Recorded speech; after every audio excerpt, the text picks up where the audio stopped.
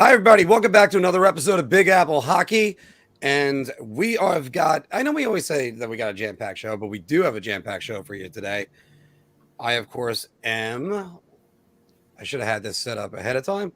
I, of course, am Mark Williams, your fearless leader as appointed by Mr. John Falkowski, and the aforementioned host of The Good, Bad, and Ugly right here on our channel, Mr. John Falkowski. Burn the tape again. Burn it again. Yeah, that's kind of the way you feel about yesterday's game for the New York Rangers, especially, by the way. The hard part about it is, FIlk, can you get the tape because it was on ESPN Plus? So that was a little bit aggravating to a lot of people who, good. We are going to have Mr. Anthony LaRocco joining us in a few minutes. But that was aggravating to a lot of Ranger fans who wanted to watch the game last night, but they didn't have MSG Go. It was an ESPN Plus exclusive. There's I think like 5 of those this year for the Rangers, something like that. But yeah, I know there's like 7 for the Islanders. Yeah, I'm gonna have to highlight this because it has to be said. It has to be said. Yeah. And while you're at it, you can take number 25 with you. So, yeah, please. But once again, guys, if you want to watch a game, if you watch a game and then you want to talk about it, usually after the game, we got this man right here to do his good, bad, and ugly. We'll either have it written up on his Facebook or it'll be a podcast calling in. Hear John's talking points, what he saw in the game, and then chat with him about it because that's what this man is good at. Speaking of which, though, before we move on, yes. Tonight's game is a little on the late side. So what you all would like to see, let me know whether you would want it after the game or if tomorrow afternoon is better, because I would obviously like to have more viewers on watching with me, discussing with me. So let me know in the comments section what you guys and girls want to do. If you want it after the game tonight or if you want it tomorrow, I'll do one either way. Yeah, if it's tomorrow afternoon, I'll join you. So, well, you know what? Maybe we'll wait till tomorrow afternoon and we'll Mark and I will both do it together then. There you go. All right. So there's something to plan for. Yeah. All right. But going to the news that we had, FIlk, the Rangers in the game that nobody was able to see fall to the Colorado Avalanche for the second time in a week. An awkward final goal, by the way. When I looked over it. I'm like, it never said empty net because I didn't get to watch the third period. And then finding out Nikuchin just got the puck, went in and fired it past Georgiev. But a lot of people think the sky is falling. Chicken Little, relax a little bit. Everything's fine. The Rangers improve to 18-7-3. They had a share of the NHL top spot for about a few hours until the Florida Panthers won, moved past them. That was Saturday night. And then a loss to Nashville, and then a loss to Colorado last night. Rangers goal differential, not exactly doing great right now. It's only a +9, but that's what happens when you get whipped by Colorado and you lose a game 1-0. The Rangers last week lost 2 games. In the month of November, they had 2 losses. So, FIlk, I know it seems like we're asking this question yet again, but are the Rangers just not good enough to play with the big boys? I have some serious doubts right now with the roster the way the roster is constructed. And the reason why I say that is because they lack finish in the top 6. Mika Zibanejad obviously needs a play driver on that line. Kakko's not working on that line. It's not. He needs to go back to playing with Strome and Panarin. That's where he was putting up points. That line looked great together. But there's got to be a change in the lines. Third line, which was playing well a week or 2 ago, and before that, it hasn't been as effective, especially against the better teams. The fourth line is usually consistent, but they were really nowhere to be found last night for the most part. Yeah, Chris, you're right. Kakko does not work on that top line at all. And this is also correct. Hunt doesn't work anymore on the second line. I don't know what happened to his legs, but yeah, they disappeared, and he's not giving that same effort that he gave a month ago. So something's got to be done with the lines. Gallant's got to change them, and I think that they're going to need to make a trade and add a forward. So I'm going to say everybody just hold the phone on freaking out. Don't worry about it. I'm not freaking out though. Yeah, I know. Well, I know you read the messages online and stuff like that, and you get there was a tweet I just saw recently about that. You get almost a sense, and there's people in the fan base that want to see Lafreniere and Kakko fail just to say they were busts. Like, no, they're not going to fail. And by the way, they're going to be good players elsewhere if that happens. Here's what I am going to go with. Let's just take the second period of that game. They're down 2-0. They didn't have really a great first period. Strome scores to make it 2-1. And then Zibanejad gets that partial breakaway, puts the backhander into the crest of, oh, no, it's okay. Look, again, we're here to criticize. It's all right. And Kreider's had a chance to tie the game late in the third period. He had 2 shots at Darcy Kemper and missed it. But again, Mika Zibanejad, let's say that backhander doesn't go into the Colorado crest. Instead, it's in the net. That's 2-2. Game's completely different then.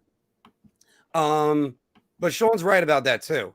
This still a rebuilding team. Right now they've overachieved and they've got a massive cushion to try to make the playoffs. So everybody, it's better to have problems trying to identify these things. Yeah, in another team we'll get into later. Of course. And I definitely agree. I'd rather see these problems come to light in December so that this way they can make moves if necessary to correct those issues and improve on them. But Core brought up a good point before. The power play needs a left-handed shot. It's embarrassing watching Strome taking decades to get a shot off. You're right about that. Mm-hmm. He actually played. I thought he was the only forward, really. Maybe Panarin played okay, but I thought Strome was really the only forward that was really noticeable for the most part. But it's not a fit on that top unit. That top unit needs to change. And I would put Lafreniere there, try to get this kid's confidence going. And that's big. That's a big part of the problem. I would even put Kakko on that side. We've talked about that enough. Yeah, Rich, I agree here, but we can't keep harping on this anymore. We're harping on it in a different way. The move wasn't to keep Booch just for the sake of keeping Booch. The move was to move Kravtsov in. They decided not to. Once again, I don't know if that's something that they decided to do. I laughed it off and said that as soon as that happens, he's going back. Couldn't agree more with that, Sean. Couldn't agree more with that. Yeah. When you're looking on Ryan Strome to be your top goal scorer, you might have some problems, just a tad. Right. And by the way, we were talking about it before with Kreider. Look, again, when you're a guy that doesn't get the puck, and I mean, when you play, most of your game is away from the puck, you have to go get it eventually. Because if you're not getting it, you're what are you doing out there then? So, and I'm not saying they're not distributing it to him, but sometimes the puck doesn't find you. That's just what happens. You get a guy like, say, Artemi Panarin, he's getting the puck. He's going to stick handle. He's going to drive the play. It's just but that's not Chris Kreider's game. No, more to the rest of this. That third line looks like it's not coming together anymore. No, and that line was generating chances against the worser teams. I mean, they looked even good up until the Colorado game, and it just ever since that Colorado game, they've just looked off. Nashville, they looked off. I don't think they were really that good against Buffalo. They weren't good against Colorado again last night. FIlip, I really wonder what his future holds because I'm not sure of what I think of him right now. Julien Gauthier. Like he plays well at times, and then like you see him making efforts, but he just doesn't. He seems like he lacks the finish to be a top 6 forward. And then Lafreniere needs to get with players who can actually create offense for him and help him out. Yeah, I don't think he has the confidence right now to create offense on his own. So something's got to change. These lines have got to change. They're not working anymore. They worked while they did against worser teams. Change them up. And I think that's also one of the things. It's worse teams. And again, this is the team that I picked to win the Stanley Cup, the Colorado Avalanche. And they're finding their stride, and they're hot right now. More on the Colorado Avalanche and their offense later in the Bar Talk segment.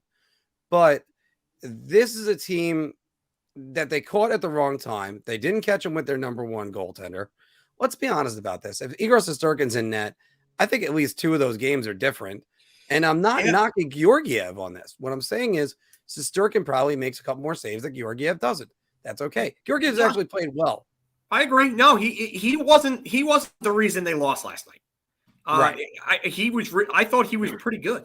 And you can't expect him to stand on his head every single game, but he's played extremely well since Igor went down. So, but you're right. If they have him in, this team plays with their chest out a little more, just like with Reeves and everything. Mm-hmm. And the results are probably a little different. So, I mean, I would love to face them at full strength with Igor in net, but I got to tell you right now, they don't have a good record against better teams, against the playoff teams. Right. And a matter of fact, we're going to bring that up right now. This is from NHL Network, where we had that. Their numbers against playoff teams, there it is, 4-6-1. They are 14-0-2. That is remarkable, by the way. Yeah. To be undefeated against anybody. In regulation. 14-0-2. And, well, I mean, yeah, well, they got – it was Vancouver. They got points in every game, all 16 games they played against non-playoff teams. But look at those goals again, the goal differential. I mean, that's ridiculous. That's absolutely ridiculous. And speaking by the of way, we have our third member of the Holy Trinity coming in right now. He was a little bit late, but oh, whoa. That was almost a little bit psychedelic. Yeah, Rant. How's it going, gentlemen? I'm trying to bring up the banner real quick because I was trying to get down the comment that's right there. There he is, Mr. Anthony LaRocco. Oh, wait. It's being covered. There we go. Still being covered a little bit. Sorry about that, Ant. Not a problem. We'll forget who you are if we don't do that. So, but again, it's one of those things. You know, I'm not going to kill these guys. I'm not going to kill them right now. They're a rebuilding team right now. Realistically speaking, the Rangers probably are an 8th seed. That's what they are, or 8 or 9. And they can go up from there. They can go down from there. Their third pairing isn't working with Patrick Nemeth on it. That was your call, John. And it's one of those things. They got room to improve. I don't think the wheels are going to fall off the cart anytime soon. So no. Anthony, what's your thoughts? Are the Rangers good enough to play with the big boys? My thoughts on the Rangers are, I think they're a little better than an 8 or 9 seed. They got to give them a little more credit than that. My thing with the Rangers, and I talked a little bit about it in our group chat with Lafreniere and Kakko. You know, FIlk said that I said that it's good that they're winning with these guys not producing. He also said it's concerning, which it is. But I mean, the fact that Chytil only has 7 points, you know, Kakko and Lafreniere aren't playing like people, I guess, expected them to based on their draft status. And they're still a good team despite that. If you would have told me those 3 guys would be giving you, I mean, let's face it, next to nothing offensively, I would say the Rangers probably wouldn't be anywhere close to where they are in the standings right now. No. But that's not the case, and they're somehow a playoff team right now. So you got to take that and run. But, you know, long-term sustainability, you know, you need your good young players to produce at this level.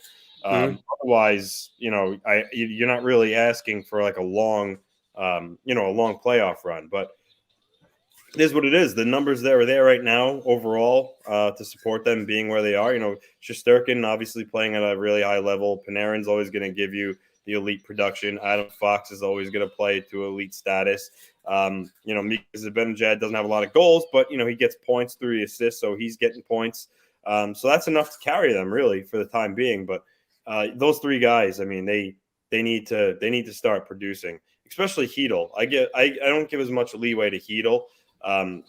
But I mean, he needs. I think it comes to a point where the Rangers may have to just move on from him. They're not obviously nowhere near that level with Lafreniere and Kakko yet, but with Chytil, it's getting to that point. But we'll see. Not only that, but I brought that up myself on Twitter, and I've been talking about it for a little bit amongst myself and some other people. But the other thing with Chytil that a lot of other people have got to remember, a lot of people in general have to remember, is that he's from a previous regime. Sure, Drury might have been the assistant general manager, but he wasn't the one really like making that pick. So Drury probably doesn't have the ties to Chytil that some fans might think. So I think that after this season, they're going to have to take a long, hard look on whether they need to stop trying to fit a square peg into a round hole and playing him at center, or whether they need to move on from him altogether. That's a great point, because if you take him and move him to the wing, say for instance, what are you filling that third line center with? I don't think Morgan Barron's knocking on that door right now. Barclay Goodrow probably would have to be that guy, but I don't trust him in that role. Right now, and I wouldn't trust him in that role either. And it's just they need to kind of look at things and figure out who fits where. You don't want to miscast people. Just ask anyone in the Cowboy Bebop live action adaptation that I've watched and trashed online for a lot. But it's just when you got guys miscast, then other guys don't perform right. And if it's the trickle down effect. It's just what happens all the time with sports. Now, let's say they tread water. They're basically where they are right now. They're in third place in the Metro or in playoff positioning. And you get to March, KHL season ends. Kratzov's team gets eliminated quickly. Hopefully he comes over, then just insert him in the lineup. Hopefully, if he's ready. But that's the other problem too. It's got to be if he's ready. Or if he's willing to at this point. Is he even willing to come back over and play for this team? Good point. Yeah, that's going to be a good point too. Guys, what do you think about the Rangers? Are they good enough to play with the big boys? Throw it all down in the comments below. Don't forget to give us a like, share, and subscribe. And we are going to move on to across the river to a different disaster. Because I'm sorry to say it like that, and very sorry to say it like that. Because we talked a couple weeks ago about we need to get more Islander talk on here. Ever since we've done that, it's been absolute hell for you guys. So it's actually been a little better this week, but yeah, overall. Yeah. So the Islanders, who they were 2-1-3 before last night, but they fell, and now they're at NHL 500 since the month of December started, and they came back to play. Right now, they're sitting in last place in the Metro. You get back Brock Nelson, but you lose Mat Barzal.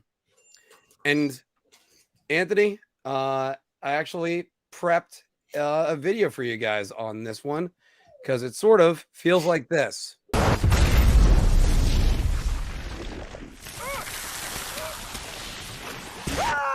Islanders injuries and COVID protocol players are just piling up. I think we better start over, don't you? What? Ryan Pullock, 4 to 6 weeks, lower body injury. Brock Nelson, 2 to 4 weeks. What next? Where are we going? Yeah. Which way? Focus. Which way? List of COVID players. What? Come find me when you wake up.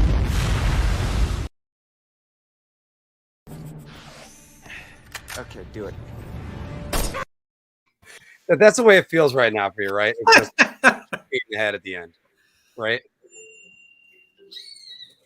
Anthony is not laughing. He was laughing at it yesterday. But Anthony, this is where I got to direct this question first. Are the Islanders' problems solely COVID related, or is there something more on the surface? I mean, there's definitely more on the surface. So COVID didn't help things. But you know, look, I said I was trying to be a glass half full guy because I mean, if I go the other way, I could put myself into a full out depression. I don't want to do that. So. You know, compared to their, winless streak where they didn't win in 10 games, 2-2-3 is a much bigger improvement. However, to get back in the playoff picture, and they need to play a lot better than a 500 pace. So with that said, that is a good step in the right direction. But they still have a lot to figure out. I think once Ryan Pullock comes back, I don't think he's skating yet, so he's maybe at least 2 to 3 weeks away still. But if he comes back and then they get past, Barzal obviously will be out of COVID and, probably miss the next 5 games. Once they get their full team back, we could see what can happen then. Maybe they get into a rhythm. But like I said, guys, I think overall this was just a really, I'm trying to think of what to equate it to. If you get off to a bad start in something and things pile up and you can't really catch up. And I think with the Islanders, the 13-game road trip, the stops and starts, the COVID, I think eventually it all became too much for them. Things got away. I mean, I think they are going to be a better team going, as we get later in the season. I'm just beginning to think, I don't know, because they're going to have to rattle off maybe 8 wins in a row, or like they did a year or two ago where they won like in a 15-game stretch. They only lost like once. They really need something like that to get back in it. And it's hard to do at this level. I mean, we don't see it all the time. But that's the type of hockey that they're going to have to play to get back into it. So impossible? No, but improbable? So, it's an uphill battle, but they got to take it one game at a time. I think the other thing is let's face it, we talked about it, their defense. Chara's been better since the season started, but he's still not an everyday NHL defender. Same thing with Andy Green.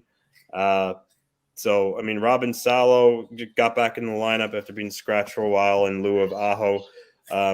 But it's their crutch. Barry Trotz usually has the Islanders play a really, really structured style of defense, and it's been their strength ever since he took over. And I think, again, and I'll admit, I think getting rid of Leddy was good because it freed up cap space, but then, Lou Lamoriello didn't replace him with anybody. I mean, you replaced him with Daniel Chara, and that's not a viable replacement for Nick Leddy. I mean, two totally different players. And it's sad to look at. If you look to 2 years ago, the Islanders' left side was Adam Pelech, Nick Leddy. Well, Adam Pelech, Devon Taves, Nick Leddy. I mean, you kidding me? I mean, that's a strong left side defense. They lost Taves and Leddy cap moves, and it's hurt them. And then not mention that. And then you lose Eberle too. Yeah, you lost Jordan Eberle. I think he's got like 13 goals or such. I mean, you could say in Islanders system, he probably doesn't have 13, but he had that chemistry of Barzal. And Anders Lee. And the thing with me that I have a hard time kind of like wrapping my head around is that the fact that, before the Islanders acquired Kyle Palmieri, he was he was the model of consistency for 5 years in a row. He had 24 goals or more. That's pretty good. And he comes to the Islanders and all of a sudden he can't score. It doesn't. I know Trotz's system plays a little bit of a role in that, but it doesn't make sense how a guy could be so consistent scoring goals and he has 1 goal in the year. I mean, here's the gripe that I have. That hurts. The gripe that I have is, why is it that this team chose a wild card like Palmieri over keeping Jordan Eberle, who was a proven top 6 forward that had real good chemistry with 2 of your team's best forwards and is more of a facilitator than Kyle Palmieri is? And not only that, but Jordan Eberle was good for you guys in the playoffs too. So why did Lou Lamoriello choose him? Why did Lou Lamoriello choose Palmieri over Eberle?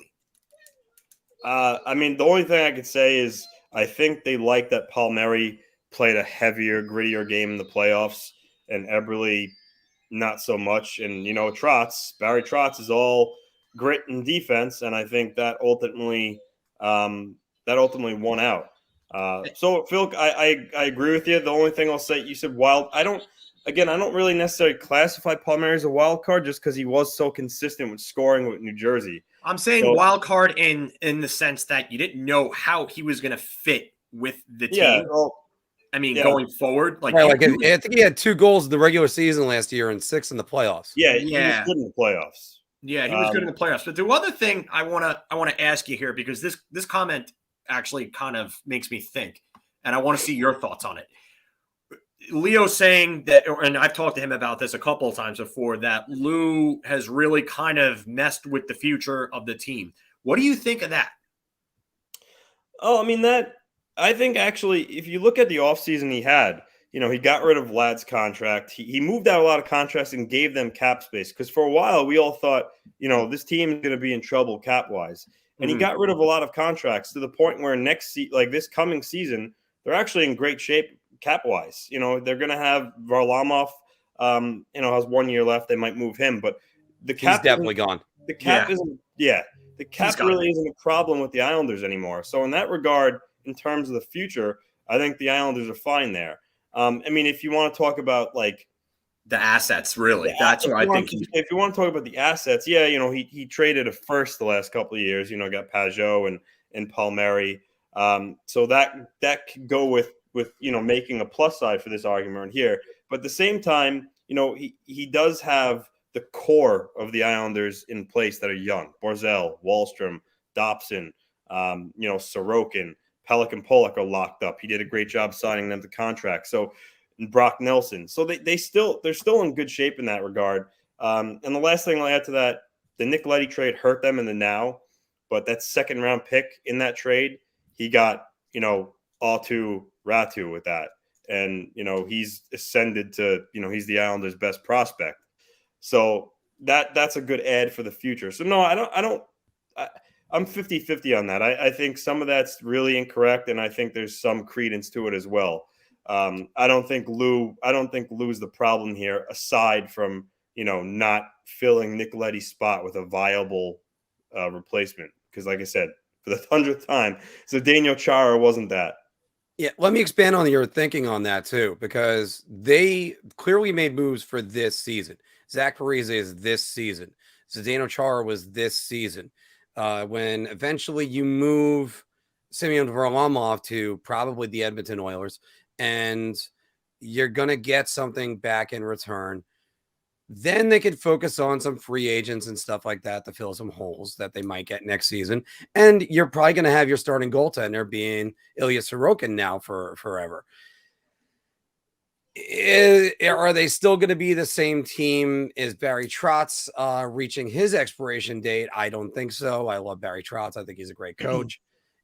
But you're right about that. They have that free cap space, and that's what they're going to do. It's funny you mentioned Trotz and expiring. Arthur Staple, actually official today. He's the full-on Rangers beat reporter because Kevin Kurz is taking over for the Islanders this week. Kevin Kurz, who wrote for San Jose? Yeah.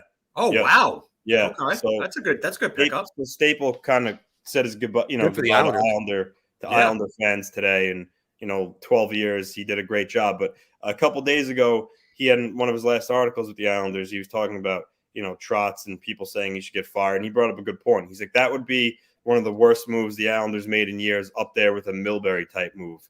Because although the Islanders are struggling right now, you don't really want to move a coach like Barry Trotz when he's one of the best coaches in the league of all time, and everything they went through, you give him a pass. I've said this. Yeah, if you get rid of him, and I know I've showed you that comment before, but that I was talking to you guys about. If you get rid of him, you go back to the cap on a wait days, and that would be one of the worst things that could happen for this franchise. So I think he has made some questionable decisions. Like giving Wahlstrom not a lot of ice time, and he's been one of the better players again. He slowed down for a couple of weeks, but he's been really hot. You got to play him. You got to play him more. I know he's big on defensive responsibility, but you got to trust him. His shot's elite. And aside from Barzal and Nelson, in terms of like pure skill, he's one of their best players, and you got to give him the minutes. So there are encouraging things like Noah Dobson, aside from that brain dead play he made against Nashville when he wrapped the puck around the boards with 11 seconds instead of eating it or skating with it for a little bit. He's been coming along offensively, and they always say young defensemen kind of, unless you're like a Cale Makar, exception to the rule. Or Adam Fox. Yeah, offense can come slowly to some of the maturing young defensemen. So in that regard, he's been really good. And Pajot's actually been a lot better since he looked in the beginning of the year. So there's some good things, but I think ultimately at the end of the day, the Islanders kind of just playing house money at this point. If you get hot and you get yourself back in the playoff race, sure, that would be great. But there's not really much they could do in terms of shaking things up because, again, they don't really have any like rentals that they're going to trade off. So they're kind of in a situation where they're going to ride it out. And honestly, I won't be surprised, even if they're not going to make the playoffs, that Lou has an eye on next season already and makes a trade that's not necessarily going to reap the benefits this year, but next year.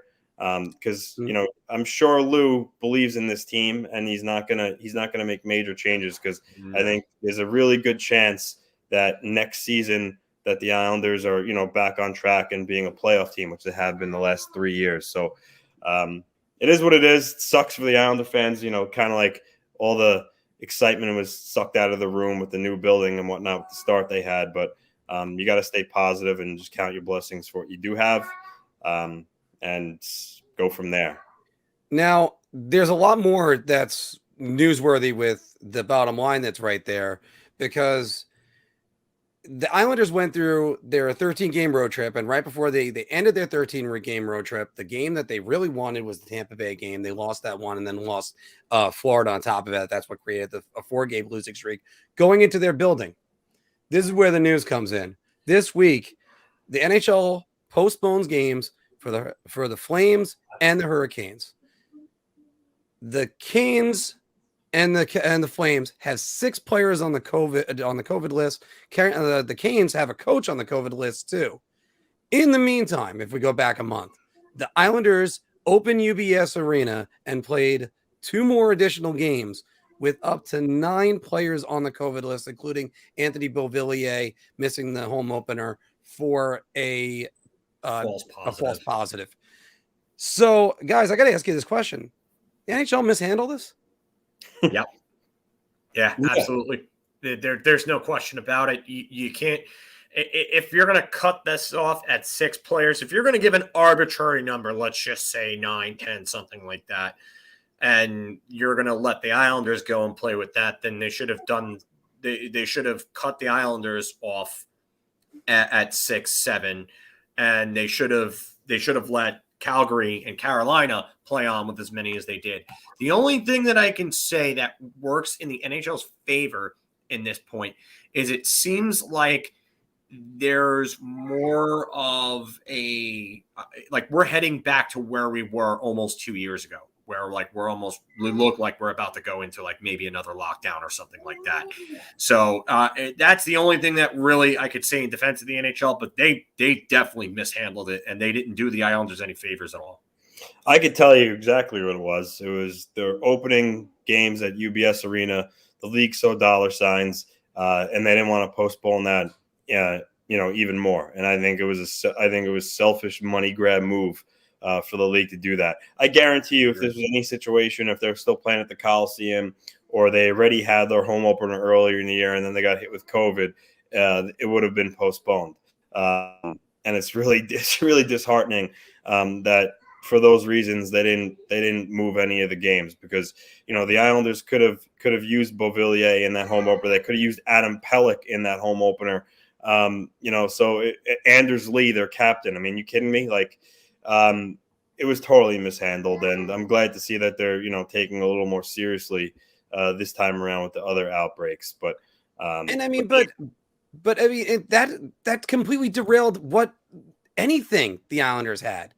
They were already struggling. They had the 4-game losing streak going into the home opener, and then became 5. So the Maple Leafs the very next day 6, and then the Rangers coming into the building 7. Pittsburgh on the day after Thanksgiving.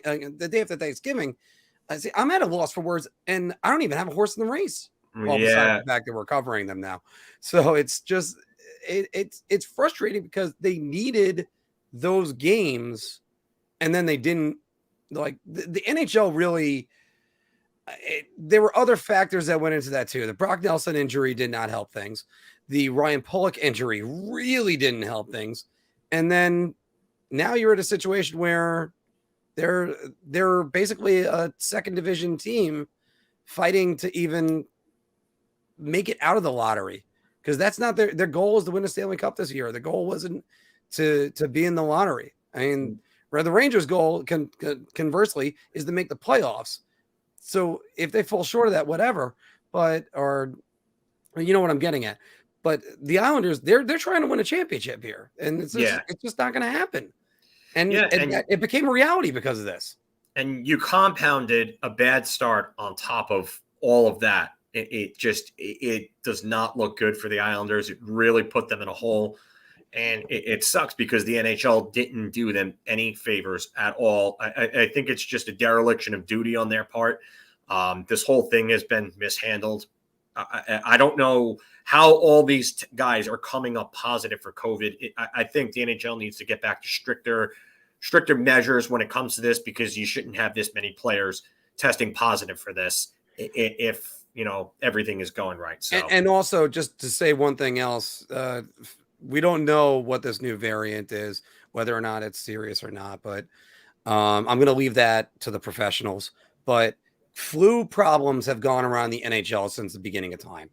So if it's just basically like the flu, what are we doing? I was talking to one of our friends that was on our show about COVID just actually yesterday. He was saying that he thinks it's possible that, maybe shortly after the Olympics that the NHL starts allowing players who test positive for COVID but are asymptomatic to still play in games, and they don't have to go in COVID protocol, and games don't have to be postponed. Because let's face it, COVID, COVID's not going anywhere. It's going to change from a pandemic to an endemic, probably, sometime in the spring and summer. So, for games to still get postponed and players to get put in protocol and they're totally fine is just silly. Look, I get it. If you're legitimately sick, yeah, they shouldn't play. But if considering literally every player in the National Hockey League is vaccinated other than Tyler Bertuzzi and Mackenzie Blackwood. These guys are positive and asymptomatic and they're vaccinated. I think Mackenzie Blackwood got it. Yeah, he got it.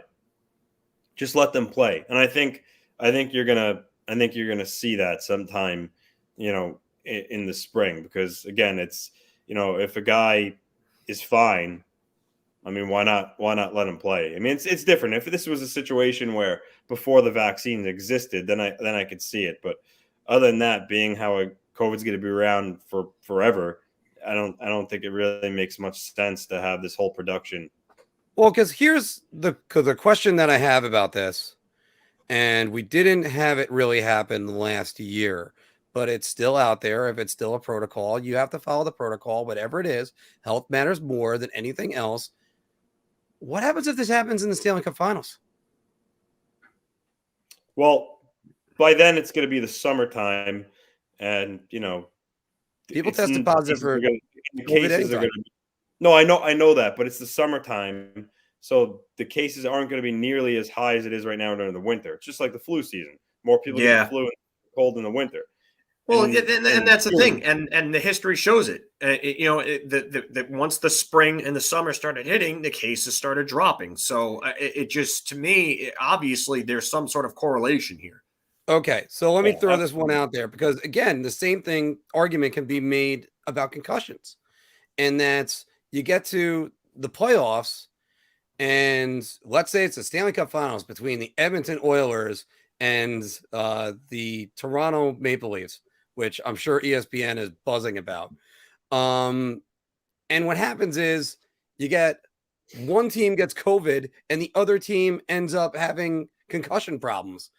And think about the 2013 and Stanley Cup Finals. You had Patrice Bergeron playing with a broken rib and I think a punctured lung. And Jonathan Taves, I think he had a concussion, and they hid it from everybody. So are they protocols that are going to last and it doesn't matter what the situation is, or are they just going to go, well, it's an important game. We can't do this. There's other things the Blackhawks did because of the playoffs. That's a different story. So I just think this whole situation with the Olympics too is you can't go play in the Olympics right now. When we mentioned that, Josh Bailey had to more on that in a second, by the way. Actually, Anthony, let me cut you off there. Let's go right to that. We'll sign off this first. By the way, guys, what do you think about the Islanders? Did they mishandle did the NHL mishandle the COVID situation? Are there more problems for the New York Islanders? What would you change about them? Drop it down in the comments below. Don't forget to like, share, and subscribe. So that is one of our topics, though, and Anthony is I'm going to lead Anthony right into it. The Olympics are in jeopardy right now, and the United States, and they're already doing the Democratic boycott of that. But the NHL and the NHLPA are weighing whether or not to go. I know it's the NHLPA's decision, but Anthony, go right in. They shouldn't be going, you're saying. Mat Barzal has to quarantine in Detroit now for 10 days. I mean, 10 days from now is 10 days to Christmas Day. So the guy is going to be stuck, in Detroit. I mean, for Christmas or coming home that day. So you're talking guys don't want to quarantine in Detroit here in the United States. Can you imagine having the quarantine in Florida, in China for 3 to 5 weeks? Are you kidding me? I mean, for players or families and kids, that would be really idiotic. And if players still go, I saw a quote from Stamkos just today, and he was saying how if he's lucky enough to make the team, that he would still have interest and want to go play. A lot of these players are wired that, they're, aside from winning the Stanley Cup, playing in the Olympics and winning a gold medal representing your country is like the, pinnacle of your career. So a lot of guys aren't going to care about it and they're still going to play. But there are a lot of guys who are up, like Robin Lehner already told Sweden that he's not playing the Olympics. And I just think that going would be short-sighted. But hey, if the players would rather go play in the Olympics and not care about the repercussions if they test positive, I mean, that's on them. But I wouldn't, if I had a young family, or not even young family, if I had a family, I wouldn't take that risk of getting caught in China for that long, if God forbid if I tested positive. But the wrinkle to this is, I mentioned that it's on the players to opt out. The league, the NHL, it's out of their hands. The NHL can't be the ones to say we're not going. The players and the Players Association have to make that decision, and it seems like a lot of guys are split on it. So it's going to be interesting to see how it goes. But I kind of hope that they don't go. I know that's going to cause a disaster for the league, because then what do you do for those 3 weeks? A lot of buildings have prior commitments, and what goes on there. I'm sure that's something they want to avoid, but it is what it is. It's something that they'll have to just figure out. But I mean, look, don't get me wrong. If they go in the Olympics, I'm going to watch and I'm going to love every second of it. I just don't know if it makes sense for them to go ahead and play in it. Yeah, FIlk. I don't know. I think they're going to pull out. I just think that the prospect of possibly having a quarantine for 3 to 5 weeks in China is just not a good one to be looking at if you're a player. I think there are a lot of players that, even though they do want to play in the Olympics and they want to represent their country and go after a gold medal, I think they realize that the Stanley Cup is actually more important to them than an Olympic gold medal is. And I think anybody who has their priorities on straight will probably tell you that. So with that said, I think that they're eventually just going to go down to the deadline, and I think they're going to pull out of there. And I know it's going to create a lot of logistical problems for the NHL and all these other things that Anthony was mentioning. He pretty much hit it on the head with everything. But I think that the best thing for them to do would be to pull out of the Olympics and then have a World Cup of Hockey somewhere in summer, or in September or something like that, in either like Vegas or Toronto or somewhere like that. So like, even if you're over here, you quarantine for like a week if you test positive or something like that. But at some point, I think they're going to pull out. And I think, like Elliot Friedman said on, I believe it was either Hockey Night in Canada or it was a more recent telecast, maybe a couple of days ago or so. But I think that they're going to wait until the last minute, that January 10th deadline, and then they're going to pull out. Well, the players are the ones that are going to have to decide on that. And I think right now the NHL is trying to do everything it can to convince them to not go. And the NHL negotiated this in the collective bargaining. We know about several players that they always play for their nations. And the Olympics means a lot more to the international players, and also hockey means more to the Canadian players. But I'll be wearing my Ruzzioni jersey if they decide to play. That being said, I want Chris Kreider nowhere near it, and you probably wouldn't want Brock Nelson anywhere near that. NHL lineup had Mike Rupp make up some lineups for Canada and the United States last night. They looked amazing. Couldn't wait to see it. Not now. This isn't 2010 in Vancouver. This is a much different situation. This is a much different country. This is a much different health-wise situation. No, don't go. Don't go. They should do what everybody wished my father did and pull out. So, oh, wow. So anyway, I knew I had that joke. I had to use it, but it's just this shouldn't go. And you're telling me if I get a false positive, I got to get one within the next 24 hours, or I'm stuck and I go test negative. I mean, or I'm stuck in China for 3 to 5 weeks, not getting paid. Just picture this. While my team is playing. Like, let's say you get there, and the day after you get there, you test positive, and then twice in a row, and you have to quarantine 3 weeks. At least at that early on, you're probably there. You're probably still there with the rest of your team. But let's just say Canada is about to play in the gold medal game at the very end. Connor McDavid tests positive. He's got to stay there now for 3 to 5 weeks. Now you're talking he's missing time for the Oilers. That would be like the nail in the Oilers' coffin. I mean, that's bad. Yeah. Let's just say that happens. I have a feeling that Connor McDavid ain't going to be quarantining. I think the NHL would pull some shady stuff and would just have him get on back, because there's just no way that they are going to lose Connor McDavid, a cash grab like him, for that amount of time. I don't. So it would be a horrible look for the league to have their. It would, but I mean, look at what's happened recently. Yeah. I'm going to try to avoid us, because I am apparently trying to fight hard for us to get banned by YouTube, talking about COVID and China as much as I am today. But yeah. I'll just look at the camera and just say it with my eyes. Because after all, certain nations kind of don't want some background guy to leave if he tests positive. We'll just say it like that. And all what? Guys, before we move on, though, let's bring that up here. Sean, thank you very much. We appreciate that. Thank you, Sean. And you did bring Ryan Reeves here. You were the guy that did that. Oh, I still have to post your video about that on our Instagram. Yeah. Yeah. No, that's awesome, man. Thank you very much, guys. But what do you think? Should the NHL go to China anyway, or should they go to the Olympics?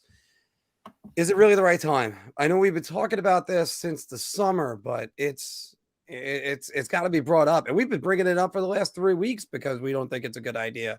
Throw it all down in the comments below. But we are going to do some bar talk, and wow, we got a lot to discuss there today. I'm going to take a shot on this one. I'm going to say beer. I'm buying everybody around on this. Oh my God. So welcome back, everybody, to the Big Apple Hockey Bar Talk, where we gauge our confidence on NHL topics based on our choice of drink. What are you going to do? You're going to buy everybody around? You're so confident? You're just going to have a beer because it's so-so? Or, oh, God, you need a shot. Well, And we start off with the New York Rangers, and the Rangers are developing Lafreniere and Kakko properly, Mr. John Volkowski. I am going to say beer, and I get it. No pick, no matter where they're picked in the draft, is the same as the next pick. And development is anything but linear. It doesn't work that way. Every player is different. Every team is different.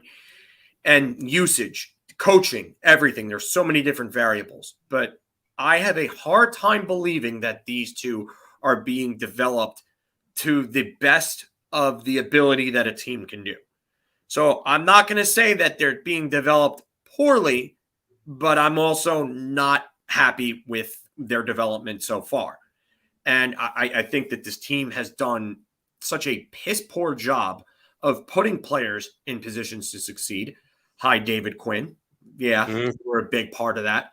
And I think that, when you have Chris Drury berating a player in front of an entire team for exercising a clause in his contract, it's a horrible optic. So I am going to say beer, but I'm this close to saying shot because although I've seen flashes of what Kakko and Lafreniere can do, it's not consistent enough. It's not there, and I need more from these two. So you know what? Maybe something needed to change, but I'm not going to say shot. I'm going to stay in the middle, and I'm going to try to play glass half full for now. So beer. Anthony. I mean, he's pretty much spot on. I know when Quinn was there, he certainly wasn't developing them properly.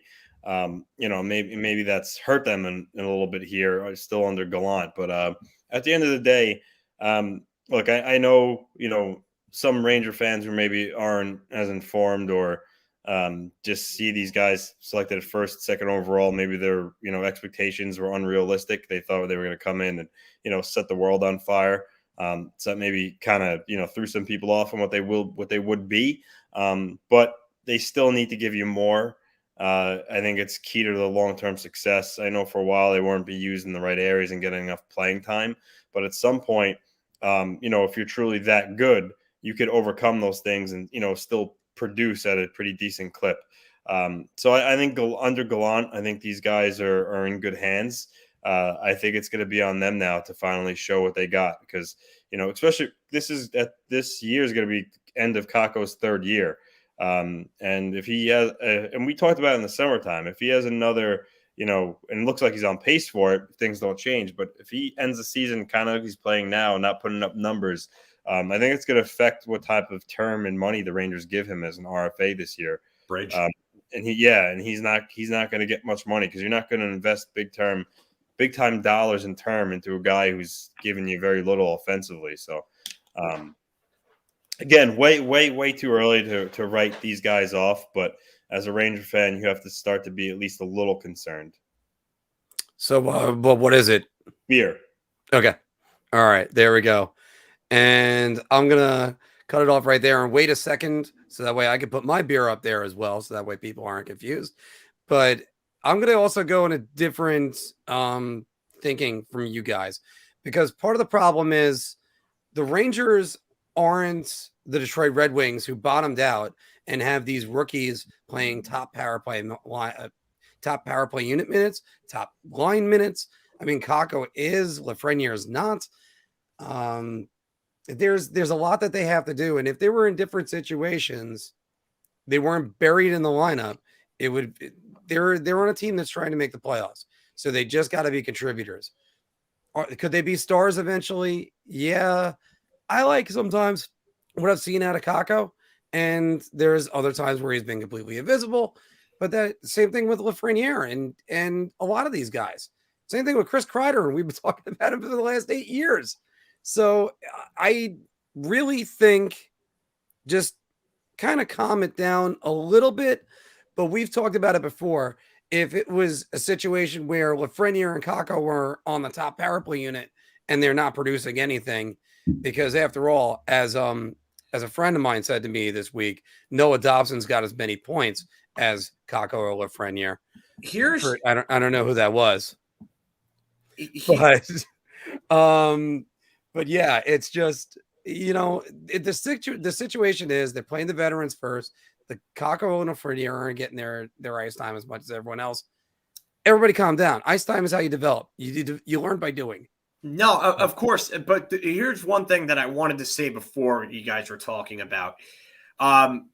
We were talking about like the scoring, and Anthony was mentioning how like Mika was putting up points, and Fox and Panarin are going to produce elite levels. If you look at the Rangers scoring, their scoring is coming from basically all the guys on that top unit. And then the secondary scoring, there's a major drop off afterwards for everybody that's not on that unit, and that's on power play number 2. So if you start giving these guys more time to give you more points, then maybe they can take that next step. But as some of the commenters in here in the chat have been saying, it doesn't seem like they want to give them that. Why Power is play 2 on the Rangers exists like a Mike Keenan backup goalie? Yeah, exactly. They're there, but are they gonna be used? Yeah. So I mentioned the name Noah Dobson before, Anthony, and I say this: the Islanders need to feature Noah Dobson more, Mr. Larocco. Round. I think his draft year. I know my boy FIlk over here was an advocate on him. I would have liked to see him on the Rangers. I think he's still got a really high pedigree. And I think, like you said, he's a younger guy. They brought him along with kids' gloves his first year, to the point where the guy like sat in the press box for 40-something games. And even last year too, they kind of sheltered him. But now, based on Pullock's injury and COVID, he's kind of like thrust into the things, and he's starting to become a little more offensively. You see him joining the play, joining the rush a lot more. He's getting more power play minutes. He got his, not anything to write home about, but he got his 9th point yesterday. So, and with Pullock out right now, I mean, he's definitely their most offensive defenseman. He skates well. He's a big guy. And I think he could be a really good defenseman in this league. And I think right now, with the way the Islanders' season's going right now, it can't hurt to give the younger guys more of a role. Like I said, Wallstrom, he's playing much more confidence now. So, and I think you see that in Dobson.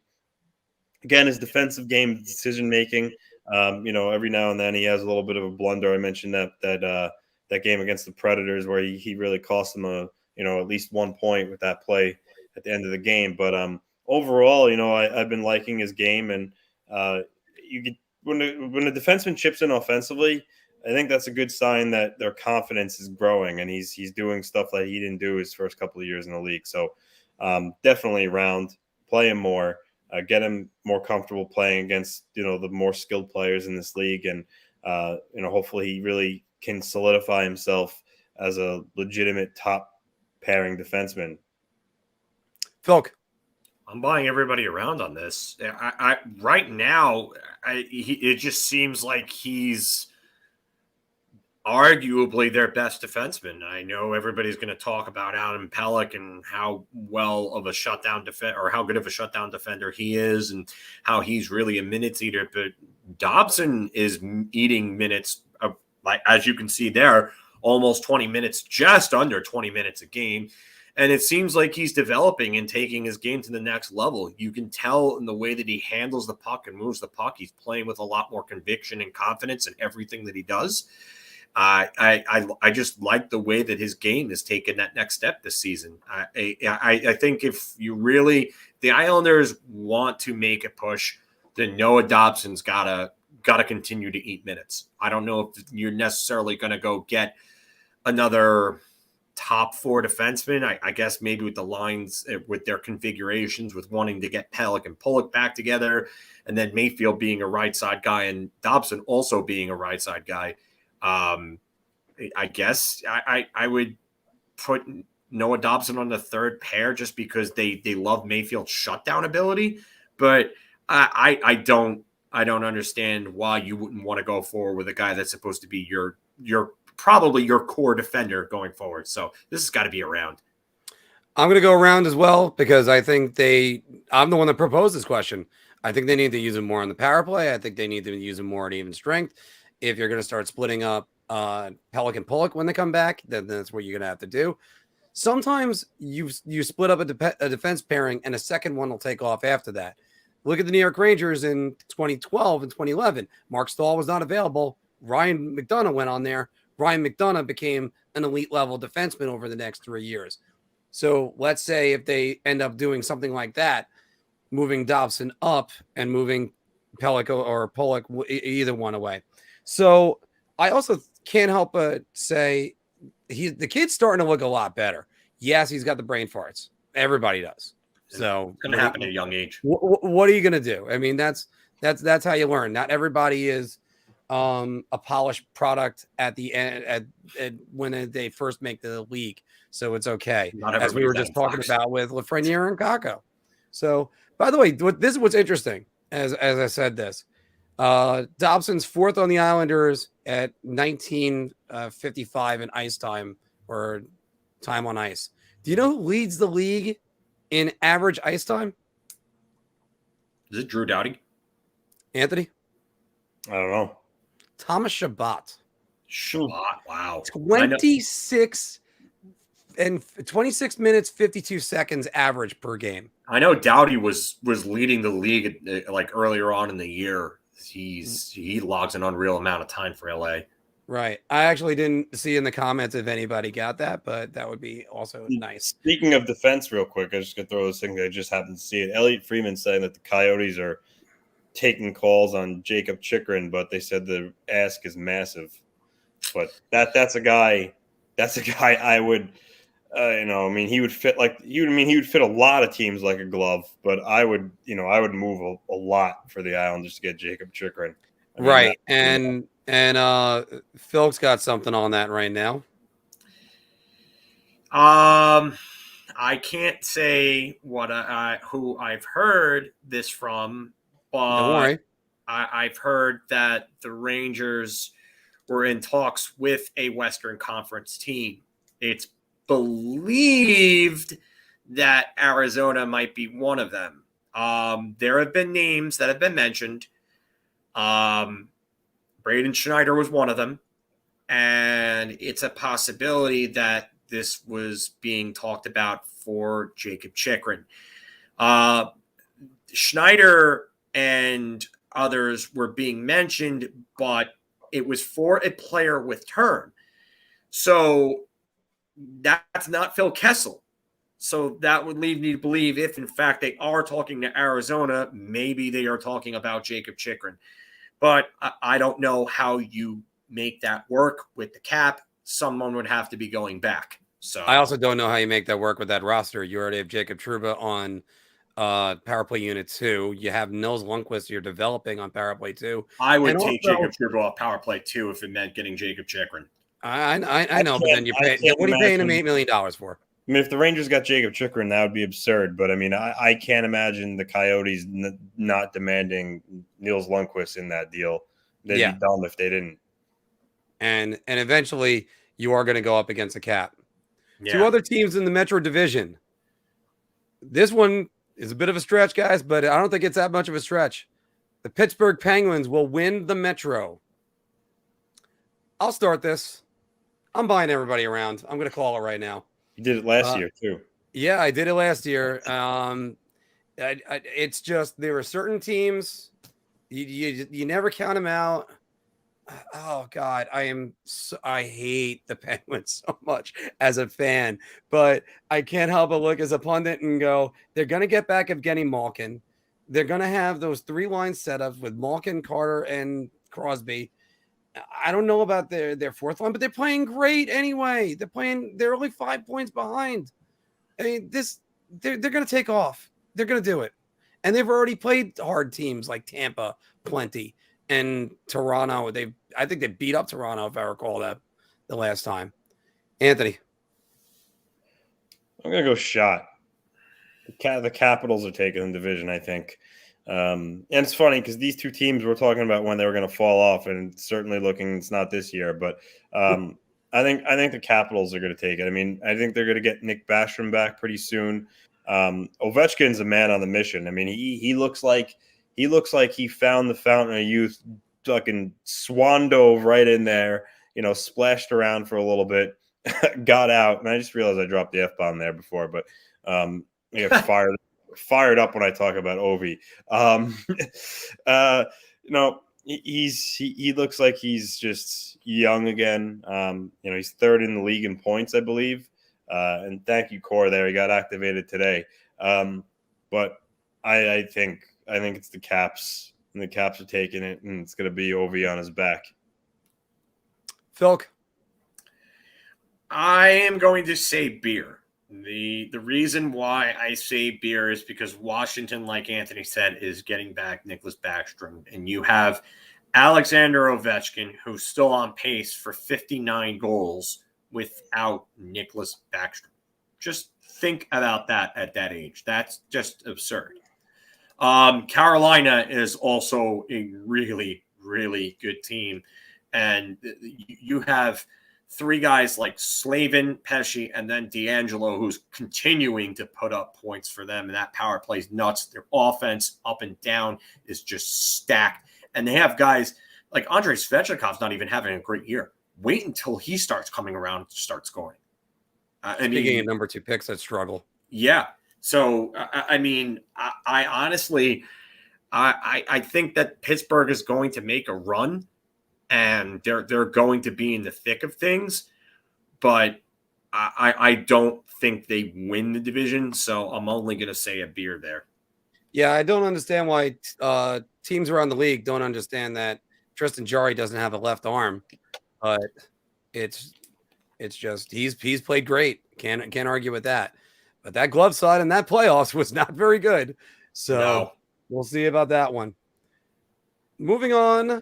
By the way, you guys said the Capitals are probably going to win the division. They're coached by Peter Laviolette, who has the most wins for an American-born head coach. Laviolette.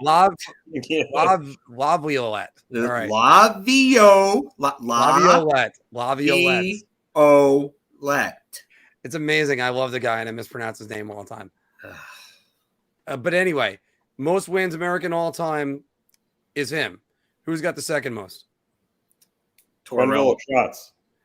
And John Tortorella, if you haven't seen his comments on Trevor Zegras, where he said, I'm not sure if it's good for the game. It's cool, but our game has gone so far from what our game should be, a hard game. John Tortorella was right about his comments on Trevor Zegras. Go, Anthony. Can you really be surprised that this came out of Tortorella's mouth? I mean, he's the prototypical old school, hard knocks, no BS type of coach. And if he coached the Ducks, I guarantee you he probably would have smacked Milano and Zegras around after the game and told him never to do that again while wearing that jersey as long as he's the coach. So I'm not shocked. Like in Major League where it was nice play, Hayes. Don't ever do that again. I'm not shocked based on that. As far as his comments go, I don't know. I mean, listen, I think nowadays it's all about skill and speed, and kids will go on YouTube and watching unbelievable deeks and all that stuff. So 50 million views. Yeah, there's definitely a draw to it, for sure. I think his point was, I think on that segment, I think DiPietro or someone said how many views he got, and Tortorella said, "Yeah, okay, it's got a lot of views, but I mean, how many of those people actually are still going to really care about hockey after watching it? So which is true to a point. I'm sure there's some people who watch it, wow, that's really cool, but it's not going to make them fall in love with hockey. But so I mean, listen, I think speed and skill sells.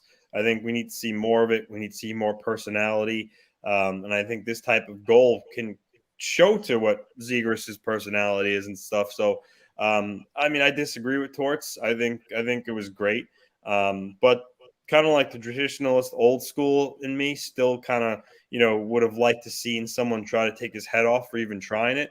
And that's where I agree with Torts. I think players are too soft these days.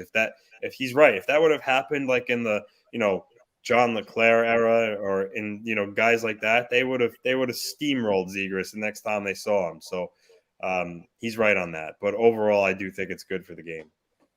So what is it? Sounds like you're buying. It almost sounds like you want a beer because you think he's right in a way, but he's All right, so that's where we're going. I think it's beer. Okay, FIlk. And welcome back to another edition of Big Apple Hockey News. I am your host for tonight, John Fulkowski. And our first headline is Old Man Yells at Cloud. More at 11. Yeah.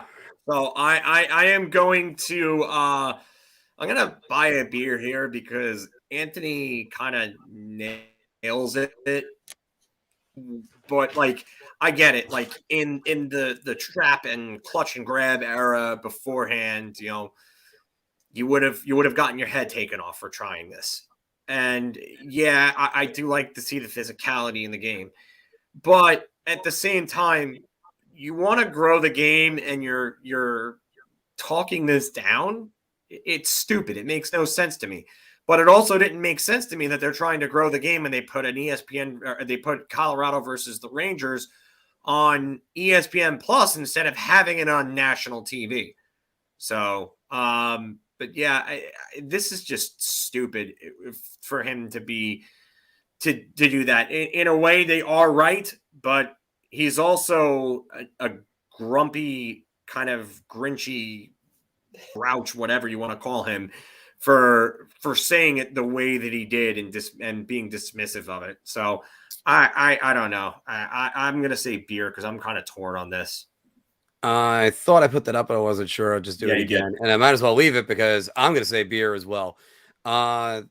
The one thing I do have to say about this is Torts was sincere when he was talking about it, I think, because John Tortorella is a guy that always believes every single inch of ice should be fought for at every single moment. If John Tortorella saw his guys the way the Sabres were pylons standing in front, John Tortorella would have killed them.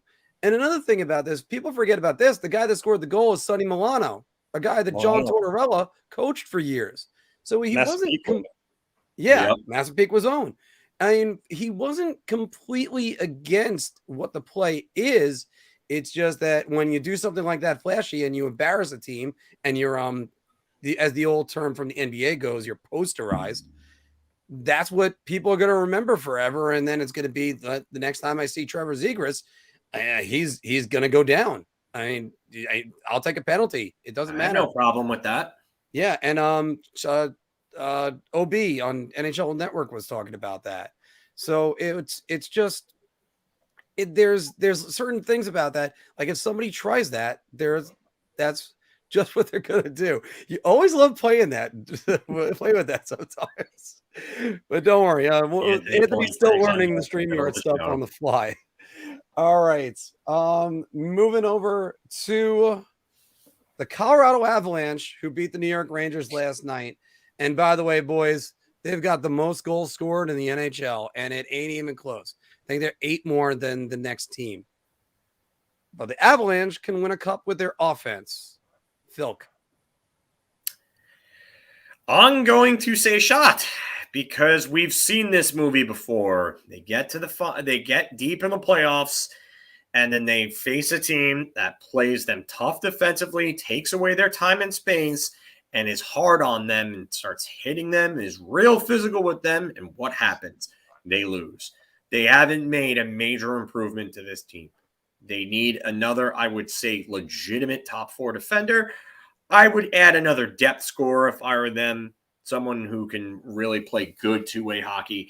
But, actually, you know what? A top 6 forward would really help them out. I wonder who has one of those. Philadelphia? Dallas? Perhaps. Could a name like Claude Giroux or Joe Pavelski be available? Claude Giroux. Oh, but you know what? And no, they're not going to win with their offense. Their goaltending has to be better. I don't know if Darcy Kemper is a legitimate or significant upgrade over Philip Grubauer. When you have goaltenders like that, and I get it, people look at, Jordan Bennington won a cup. Bill Ranford won a cup. You know what? The teams in front of them were that much better. And you know what? What did St. Louis win with? Tough, physical, two-way play and great defense. That's what they won with. So when Colorado fixes those other issues, then they will win a Stanley Cup. I'm saying shot right now. Mr. Laraco. Shot. That this type of style does not win come playoff time as you go deep into the playoffs. Jack Johnson plays regular minutes for them. And John, I mean, John said it. It's there. I mean, what I kind of equated to back in 2007. I mean, the Buffalo Sabres were like the version of the Rams, the greatest show on turf. I mean, they scored goals. They were high octane. They were fun to watch.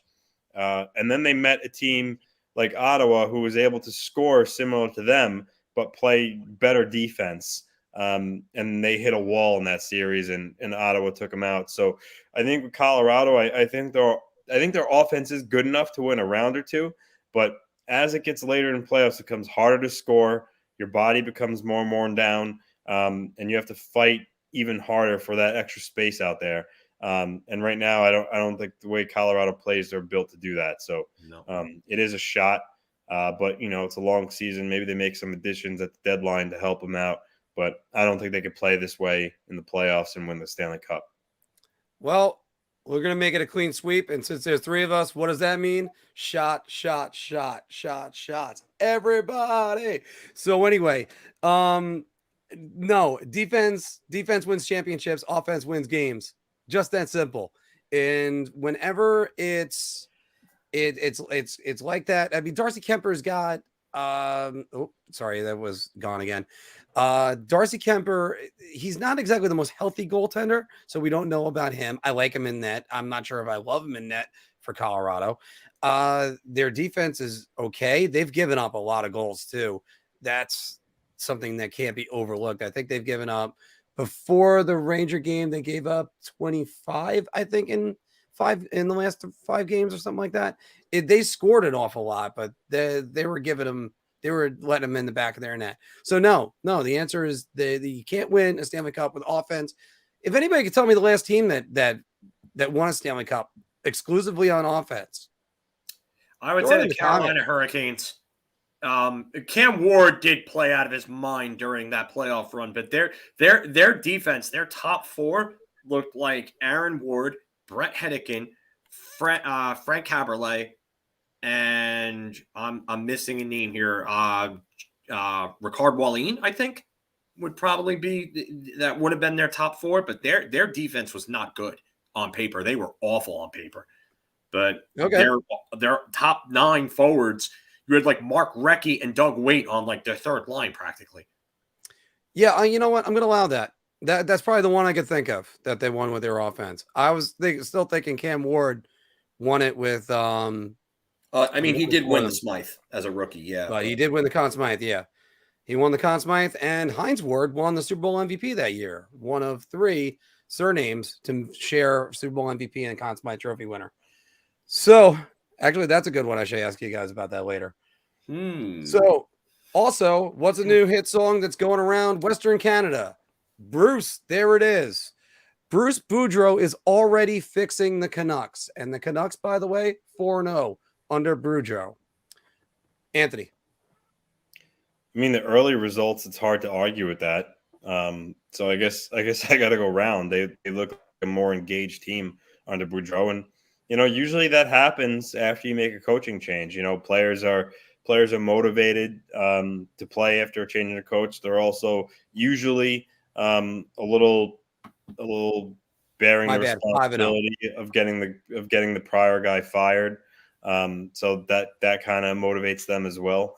So we'll see if it lasts, for the rest of the year or how long it lasts. But so far, Boudreau is pushing the right buttons. He's getting the most out of the guys. I mean, as it is, because I have ESPN Plus, so I watch a lot of the Adam Market games. Pedersen looks more engaged. Horvat looks better. Brock Besser still needs to, I think, raise his game a little bit. But overall, so far, so good. FIlk? I feel like you're kind of like pigeonholing this in a way because like this is kind of like loaded, if you will. Like you're saying already fixing the Canucks, but it's such a small sample size. Like it's really, really, really early to be saying already fixing. Yeah. I mean, technically, by what you're saying, you have to say round here because they're 5-0. But is he really fixing them, or is he just going to do the same thing where the offense goes and fires on all cylinders, the defense is still a problem, the goaltending helps them? So yeah, I guess you got the point. It's a beer for me.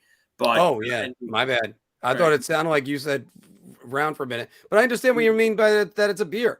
No, because you still got to worry about their defense, and you don't know what they're going to do towards the end of the season. It's just way too early for me to say this. So I'm gonna say beer here. This guy's already done it once before midseason, went to another team and improved them greatly. He did it with the Ducks after the Capitals fired him. The guy is a hell of a coach. Just, I wish him to get playoff success, especially after the way you defined it. I almost said beer, but no, I'm going to go buying around. He is just absolutely on. He's one of the best coaches in the history of the NHL. It's just, he just does not have that, that playoff success that ever matched. I think the deepest he ever got was Game 7, 2015 with Anaheim. And then that was it. But he went to Anaheim, Perry and Getzlaf. They were amazing. And then he goes to Minnesota, probably the one place where he didn't have as much success as the rest of them. He's won a President's Trophy with 2 different teams. So wait, no, he didn't. He didn't win with Anaheim. He won with Washington in 2010. I don't think he won with Anaheim. I had to stop because the year that he could have won, the Rangers won it. So yeah. So a little bit too aggressive with that. The guy but he almost won it. Oops. So the guy is still that great of a coach. I can't say enough about Bruce Boudreau. And if I was his players, I would just run through a wall for him. You know what, guys? We'll skip the last one. We'll go because we don't need to do that last one, do we? What's the last one? NHL COVID protocols affect competitive balance. I don't think. I think we kind of covered that already. We don't need to do that, but we did want to know what you guys think. Throw it all down in the comments below. Edmonton Oilers are in trouble. Where the hell did that one come from? That's definitely you know what? Morocco. Oh wait, all right. I guess Anthony got there in the last second. All right, because you definitely didn't put it under this folder. You were very sneaky, Mr. Anthony. So you know something, guys. So instead of doing the sign off, let's go with this. The Edmonton Oilers are in trouble. I feel like it was needed. They lost 6 games in a row. Yeah. And I think if San Jose would have won last night, they would have fell out of the top 8 in the West. And that's what you were talking about. What's crazy about that is McDavid and Draisaitl are having like borderline historic seasons with the way they're producing, and they could potentially be out of a playoff spot. I mean, that's just inexcusable for me. And I can imagine how much frustration McDavid would feel again if they missed the playoffs come the end of the year. But Mikko Koskinen has a .902 save percentage. Mike Smith is 39 years old and has only played 3 games because he's been hurt. Outside of McDavid, Draisaitl, Nugent Hopkins, I mean, Zach Hyman's got 11 goals, but outside those guys, Pulliarvi's had a pretty decent year, but I still think they lack depth. I think their defense still really isn't all that great, and I just mentioned, I think their goaltending is not good at all. So I think the Oilers need to do something here to get back on track because, as history shows, it might repeat itself with them. So wait. So what's your thing? Is it beer or is it a round? It's a round. You're buying. And you know what? I got to pull a FIlk on this one. Anthony, define in trouble. I would say trouble is in They Is it are the playoffs? yeah, of having, well, I'll put it this way, where it looked like early in the year they were going to cruise their division title, it's looking at, if they continue on this path, that they're going to be in a dogfight just to make the playoffs. Okay, in that case, yeah, I'm buying everybody around on that one too. I have never been a believer on their goaltending, ever, at any point. And Ken Holland needs to improve their defense a little bit more. And it's, again, like you said before, you got McDavid, you got Draisaitl. They're producing. They right now have 90 points between the two of them, and yet, come on, I mean, you can't be in this situation where you're fighting for your life every single moment, and you're not sure if the goaltender that's in net is going to stop the puck, because that plays on your team's confidence so badly. If you know that if any shot can go in, no, it can't happen. FIlk. I'm gonna have to buy around. Just some things I want to point out here.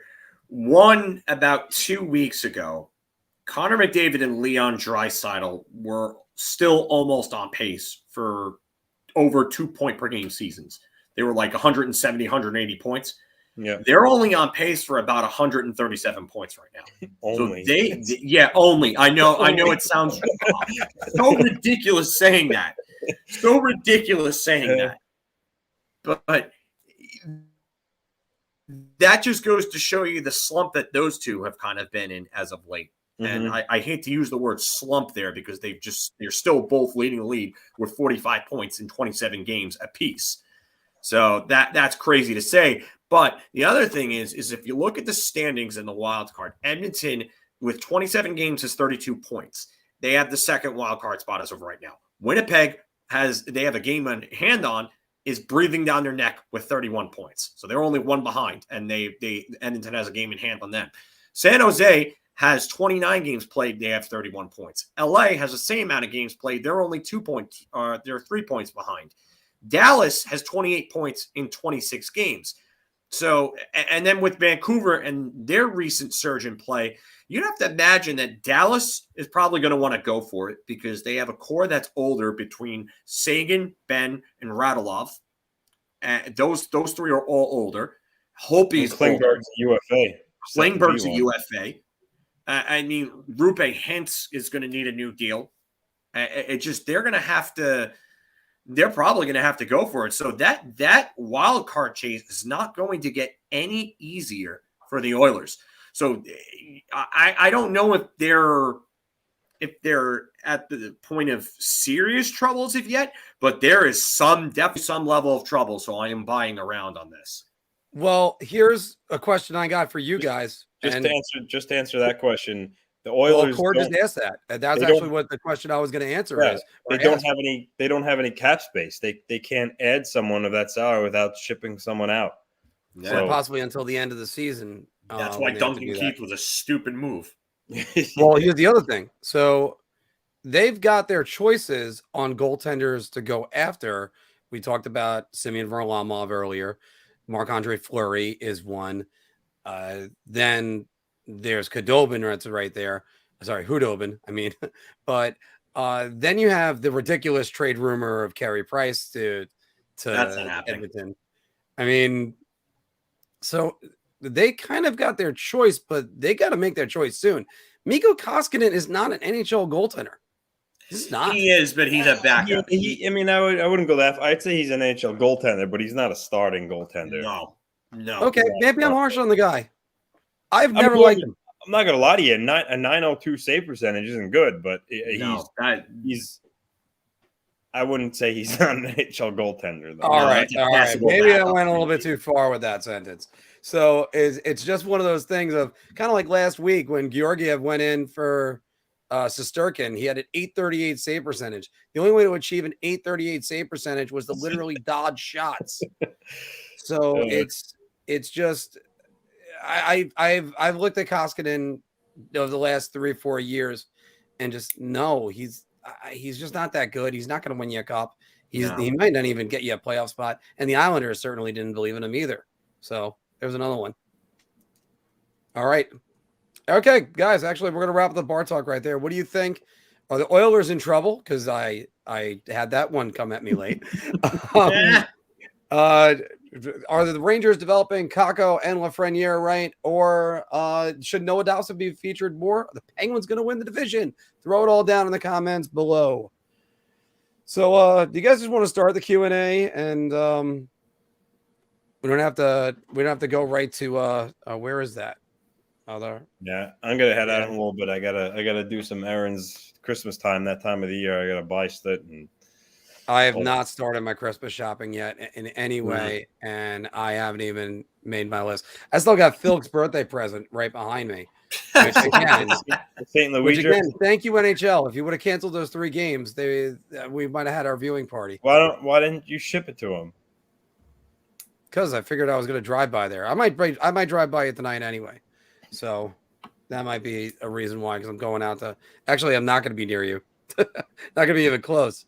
Going to Northport.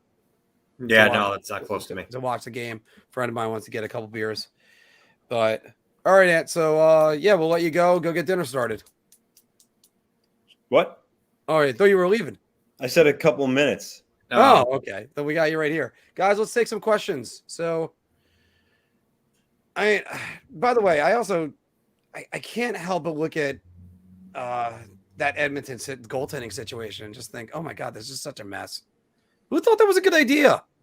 Well, apparently Peter Chiarelli did, because he re-signed Koskinen only a couple days before they relieved him of his duties. Yeah, I just don't get why they brought Smith back again. Like that's just, at his age. I don't understand it. And like you mentioned, Mark, I don't know who's really available on the trade market. I mean, I know the Blackhawks could move Fleury, I guess, but I mean, the guy's at the end of his career. Does he really want to go play for Edmonton at this point? Move his family? As it is, he wasn't sure about going to Chicago. So, I don't know. Question. Why can someone tell me why Lafreniere and Kakko are doing worse than players drafted after them? It's development. It's the Rangers. It's something with that team and the way that they handle players. And this is a stat that Statboy Steven has said time and time again. The Rangers have not developed a 60-point plus or 60-plus point forward since Tony Amonte. That is not good. Not good at all. That is not good, because you got to develop some guys from your system, and it's been too long. But again, part of it, like I said, I don't want to kill these guys because they don't get top power play minutes. They're not getting really top line minutes. So that's another thing that's in there. But it's going to be a good question to see what they're going to go with on that. Johnny, yeah, you're right about that. You can count on one hand how many players that they've drafted that became stars in the NHL. Hasn't that Brian Leach? What we got next? The Henrik Lundqvist, technically? Henrik Lundqvist, Mike Richter. Yeah. Well, and of course, by the way, this is a comment that I need to always get highlights. I want my first wrestling. Would you move Kakko for Jacob Chikrin if they demanded him? No, I'm not moving Kakko. No, not for him. I mean, if we're talking like McDavid or someone like that, or if we're talking like another elite young forward, then okay, I have no problem moving him at that point. But for another defenseman, no. Yeah, and especially with the crowded decor and the way they play their power play, is you only need one defenseman anyway. You don't need to get 2. So it's no, absolutely not. Now, would you say Jacob Chikrin's elite or close to being elite? For a defenseman, I mean, he had one very good year. I want to see more than one very good year from him. Yeah. So, yeah. I mean, none of his other years have really been that great. And I'm not going to kill him for this year because that Arizona team is just god-awful. But Gostisbehere still leading them in scoring? Basically, yeah. Okay. Probably. I mean, Chikrin had 18 goals last year. That's pretty good. That's really good. That's really good for again. I want to see more than one good year from Jacob Chikrin before I'm unloading Kakko and other assets to go get him. And to me, it doesn't make sense when this team has defenders and they need wingers. They're so barren at right wing. It's not even funny. And not only that, but you alienated your top right wing prospect in Vitaly Kravtsov. So now everything looks even more bleak there. Yeah. Him and Keller are tied. Thank you, David. At some point, hopefully in the distant future, we'll have earpieces to correct us. But at least we have you guys to do that for me. It saves on budget costs. Yes, 17 points apiece in 27 games. And Jacob Chychrun's not even in the top. Travis Boyd has more points than Jacob Chychrun this season. So I don't want to kill Jacob Chychrun, but if Gostisbehere and others can put up those types of points, if Lawson Krause can put up more points than Jacob Chychrun, then something is not right to me. Yeah, and it can't just be, you're demoralized because you're getting ice time, and you're playing with really not exactly the best. I want to see more out of Jacob Chychrun before I use the words elite. Does he have the potential to be? Sure. Yeah. But Johnny brought up Rick Middleton. Oh yeah, that was probably one of the 5 worst trades in NHL history. Rick Middleton for Ken Hodge, straight up, and Ken Hodge absolutely did nothing with the Rangers. Rick Middleton ended up going on to score almost 450 goals and almost 1,000 points in the NHL. Yeah. Didn't the Bruins just retire Middleton's number this year? I don't know. I think it was something like that. They honored him. I remember that. I'm going to go to this one, by the way. I'm going to go back to Spirited review. But Trouba's hit was legit. And we talked about this on last week's show, John and I. And there were pundits that were going, "Oh, well, that's not the right hit." No, you put your head down. That's what you get. We're not making this because, by the way, the funny part is in the same game that you had Jacob Trouba laying out Nate McKinnon, his defense partner later on in the game was caught stick checking, and O'Connor went around him to score. So, no. The hit was legit. The hit has a place in hockey, and don't take it away. Just don't take away the physicality of the game. What about you, Andy? You think that was a good one? Yeah, I thought it was good. I saw a lot of people posting screen grabs of like stills of I guess trying to show that Trouba made contact with the head first. But I think if you manipulate a photo by pausing at the right time, it could appear that way. But I thought they were good hits. I didn't have any problem with it.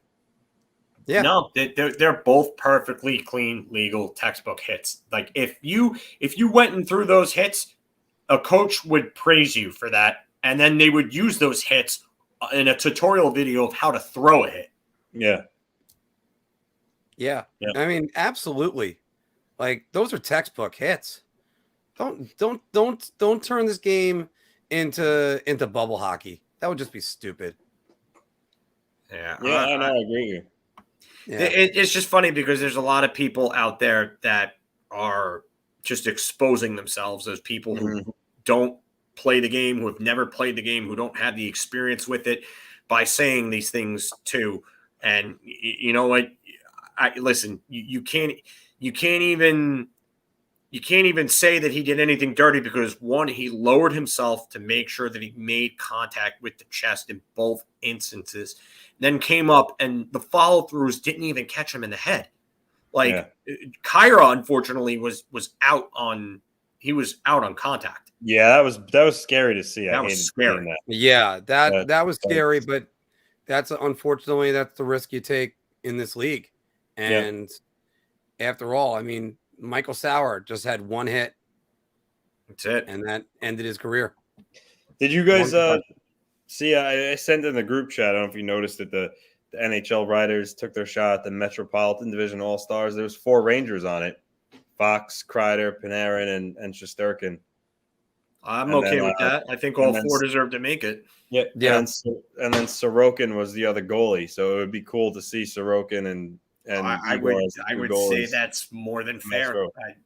I think Ilya Sorokin's numbers would probably be even better had the Islanders not been a complete dumpster fire in front of them.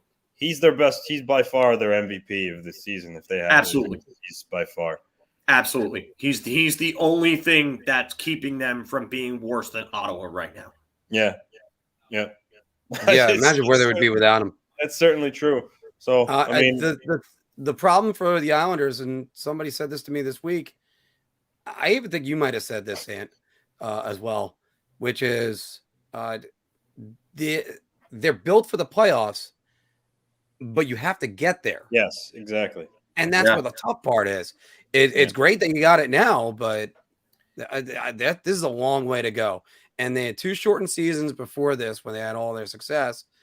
Whether or not that played into good factors or bad factors, like the first year that they went to the conference finals, they just got Pajot and Pelech was injured. They were 0 for Pajot after getting him. And now we're going to get to that right now. Oh, yeah, we're getting to that. We're getting that right now. And before I even answer that, I'll turn it over to John. But let me just finish with this. But so they had the shortened season. Then they had the COVID layoff. Then Pelech came back healthy, solidified their team. They were good to go. Last year, short season. They had their trouble around the 30-game mark. In the month of April, they couldn't score a goal on anybody that wasn't wearing a Ranger jersey. And then they end up picking up in the last 2 weeks, moving on to the conference finals. It's going to be tough this year. It's very tough. And where would this team be without Ilya Sorokin? I don't know. Bottom, you're talking Shane Wright. Shane Wright.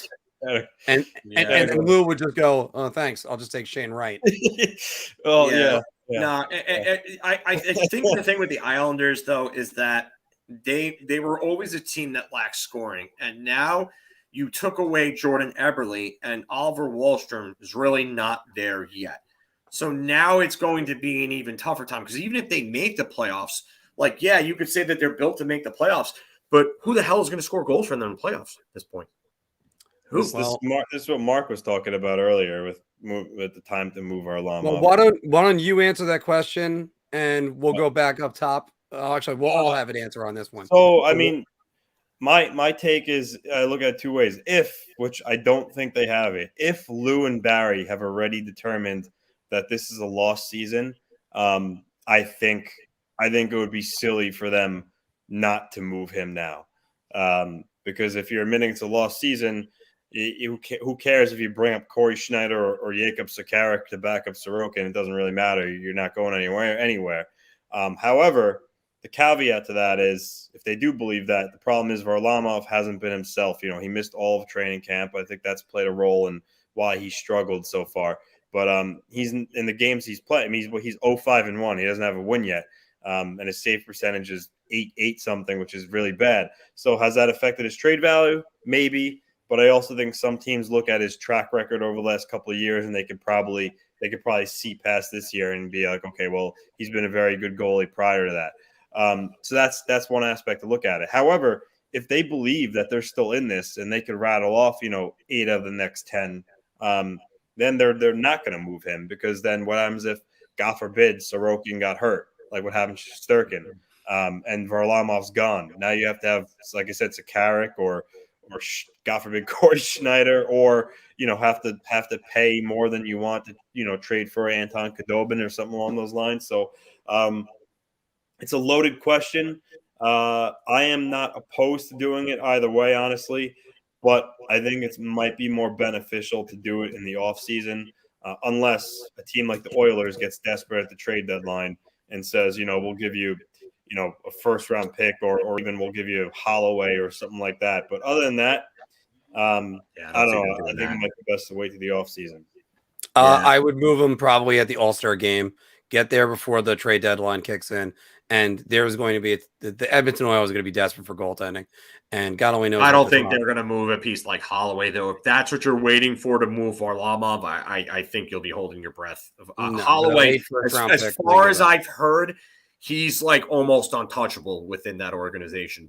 They're so high on him. So good luck.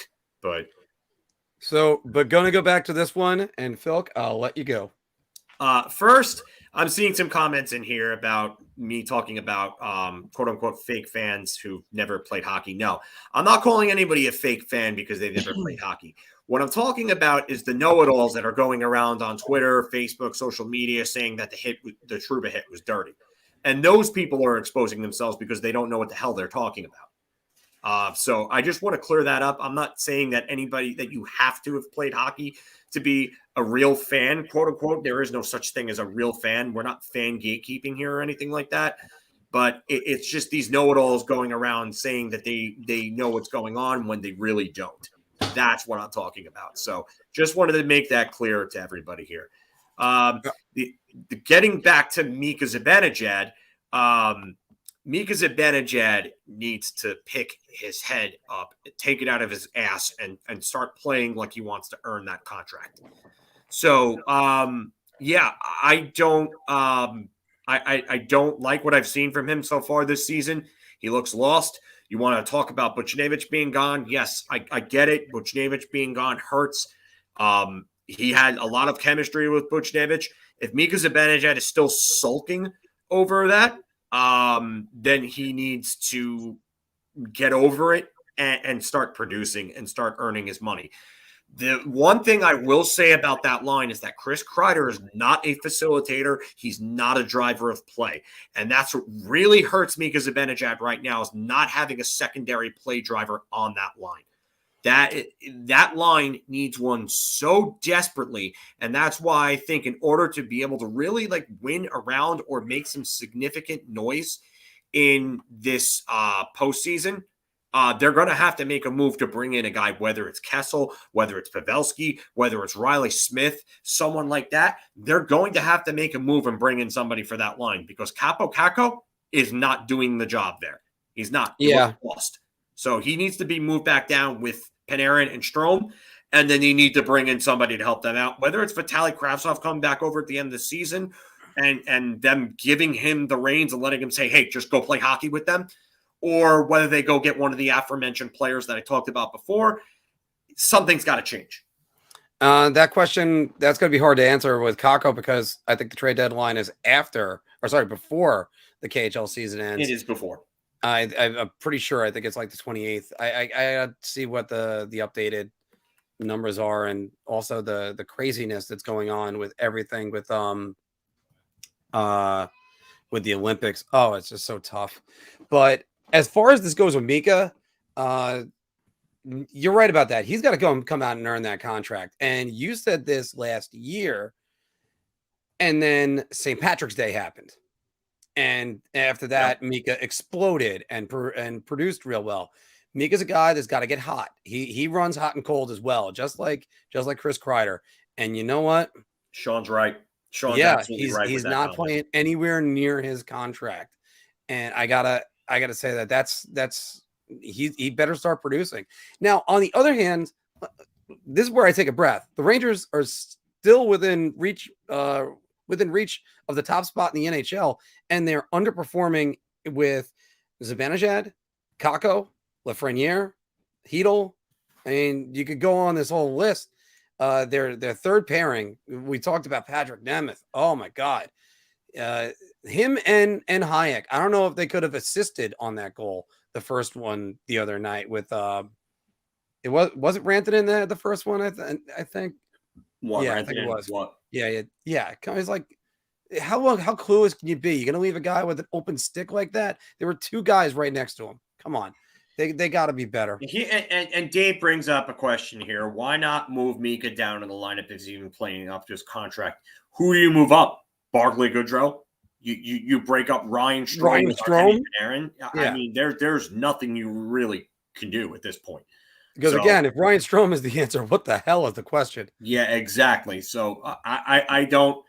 The only thing I could see is there was a comment up here before. I'm trying to find it. By the way, while you try, okay, go. Try Chytil and Gauthier first before also Miller down. Bring Schneider up if ready. I would say get rid of Patrick Nemeth and try Zach Jones, and see what happens there, and just give him a shot and see if he's ready or not.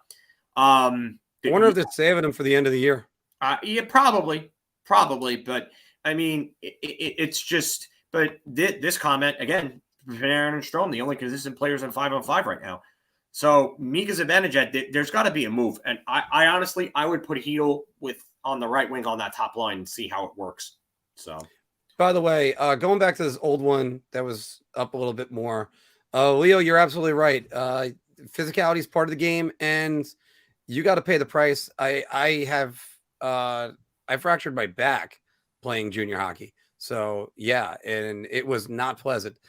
But unfortunately, there's a limit to the physicality that you have to take sometimes, as long as like guys are playing within the rules and not trying to take a cheap shot. I still think I was a victim of a cheap shot with that. And I like this comment too. The Spirited saying she would do so much better than the stupid refs.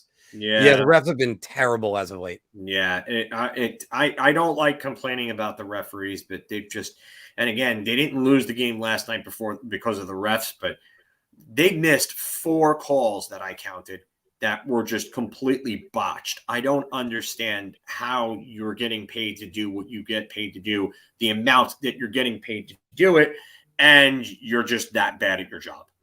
So. Yeah. And no, Rick, no. Keandre did not play forward in college. He played forward before he got to Wisconsin.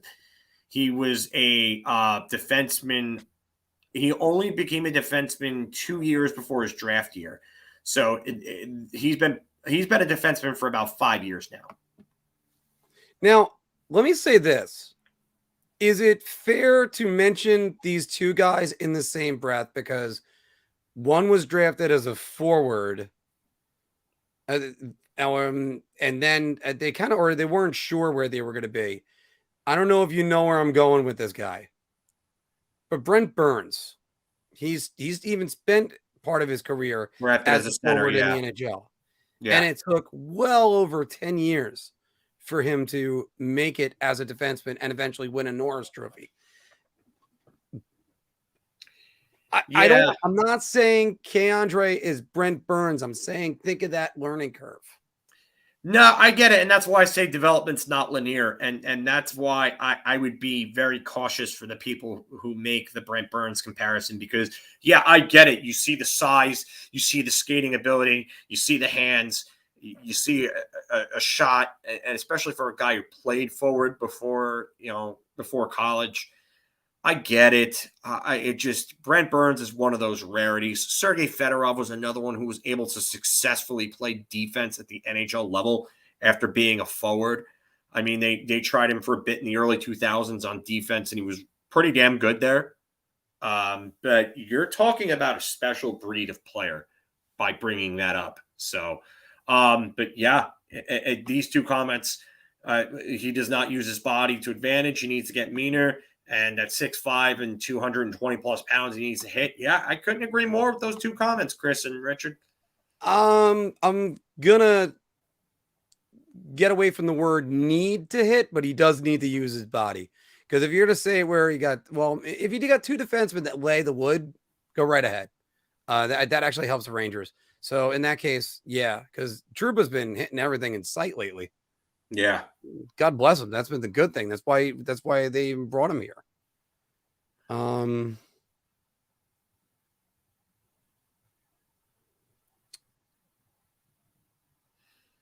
Oh, Sean, I might have to apologize to you. If you reffed an adult league, yeah, I don't complain. You know what? The refs are just like players. If the execution is off, but their reasoning is fine, I'm not worried about that.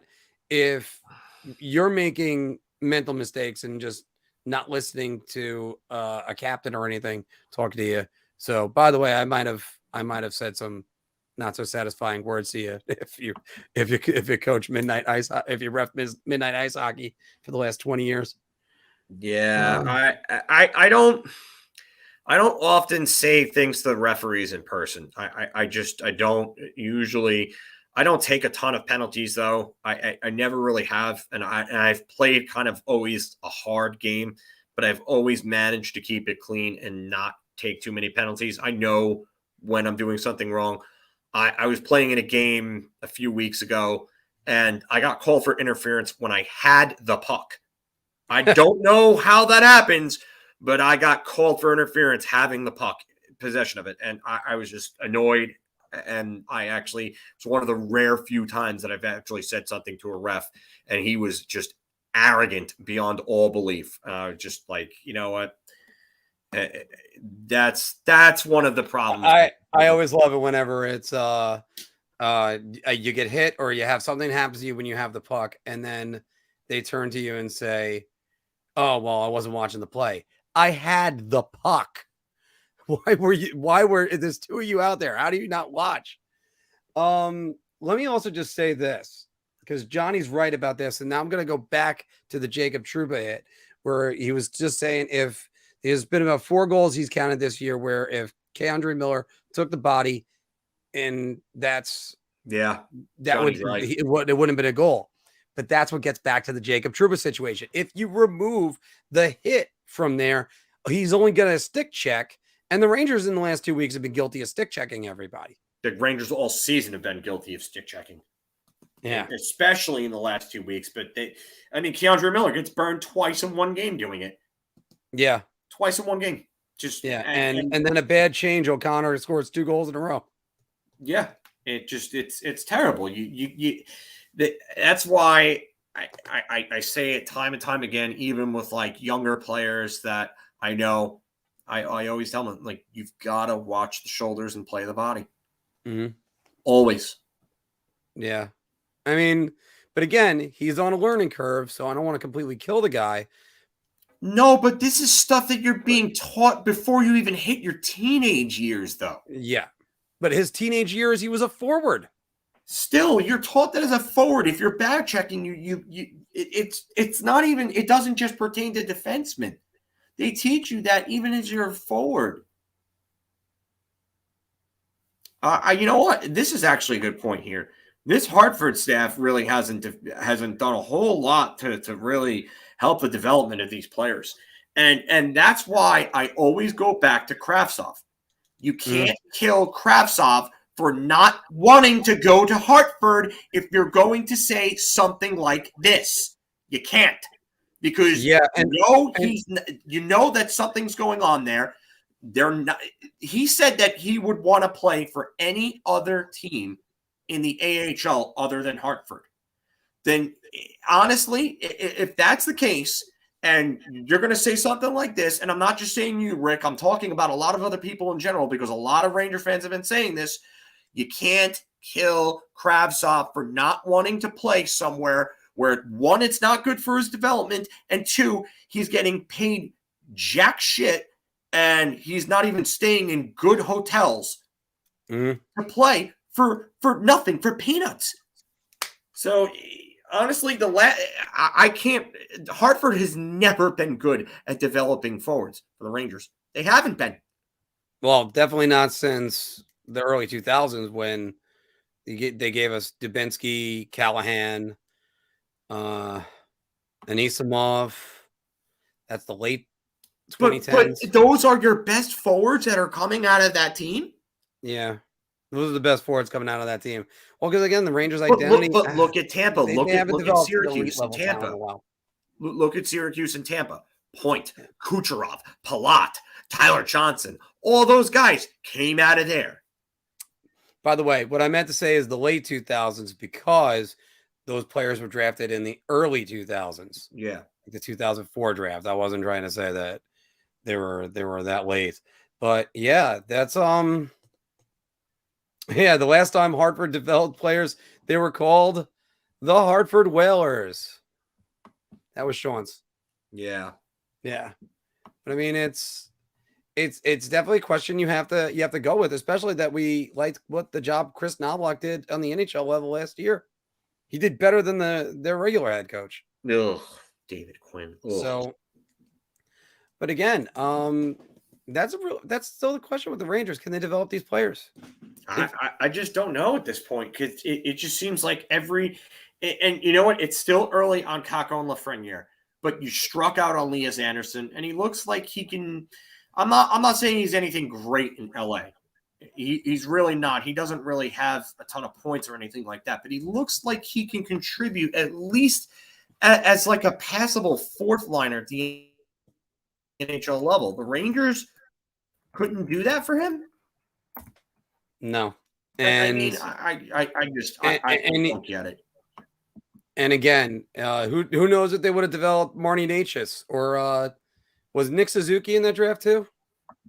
Yeah, Nick Suzuki and Marty Necas were both players that they passed up on to draft Lias Anderson. Yeah, thank you, Gordy.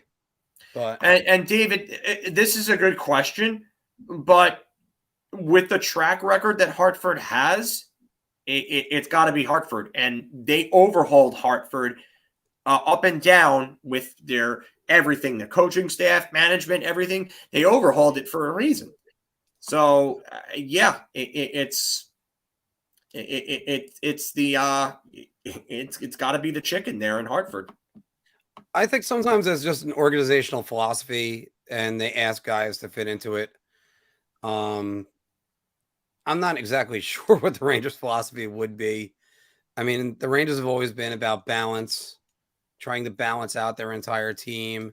But then again, their most successful year in my lifetime, they were the least balanced team I've ever seen from the New York Rangers, where they basically just loaded the top line and defense and just said, "Go get it, boys." What, 2000 or 94? I was going 94. I mean, they would load the top line.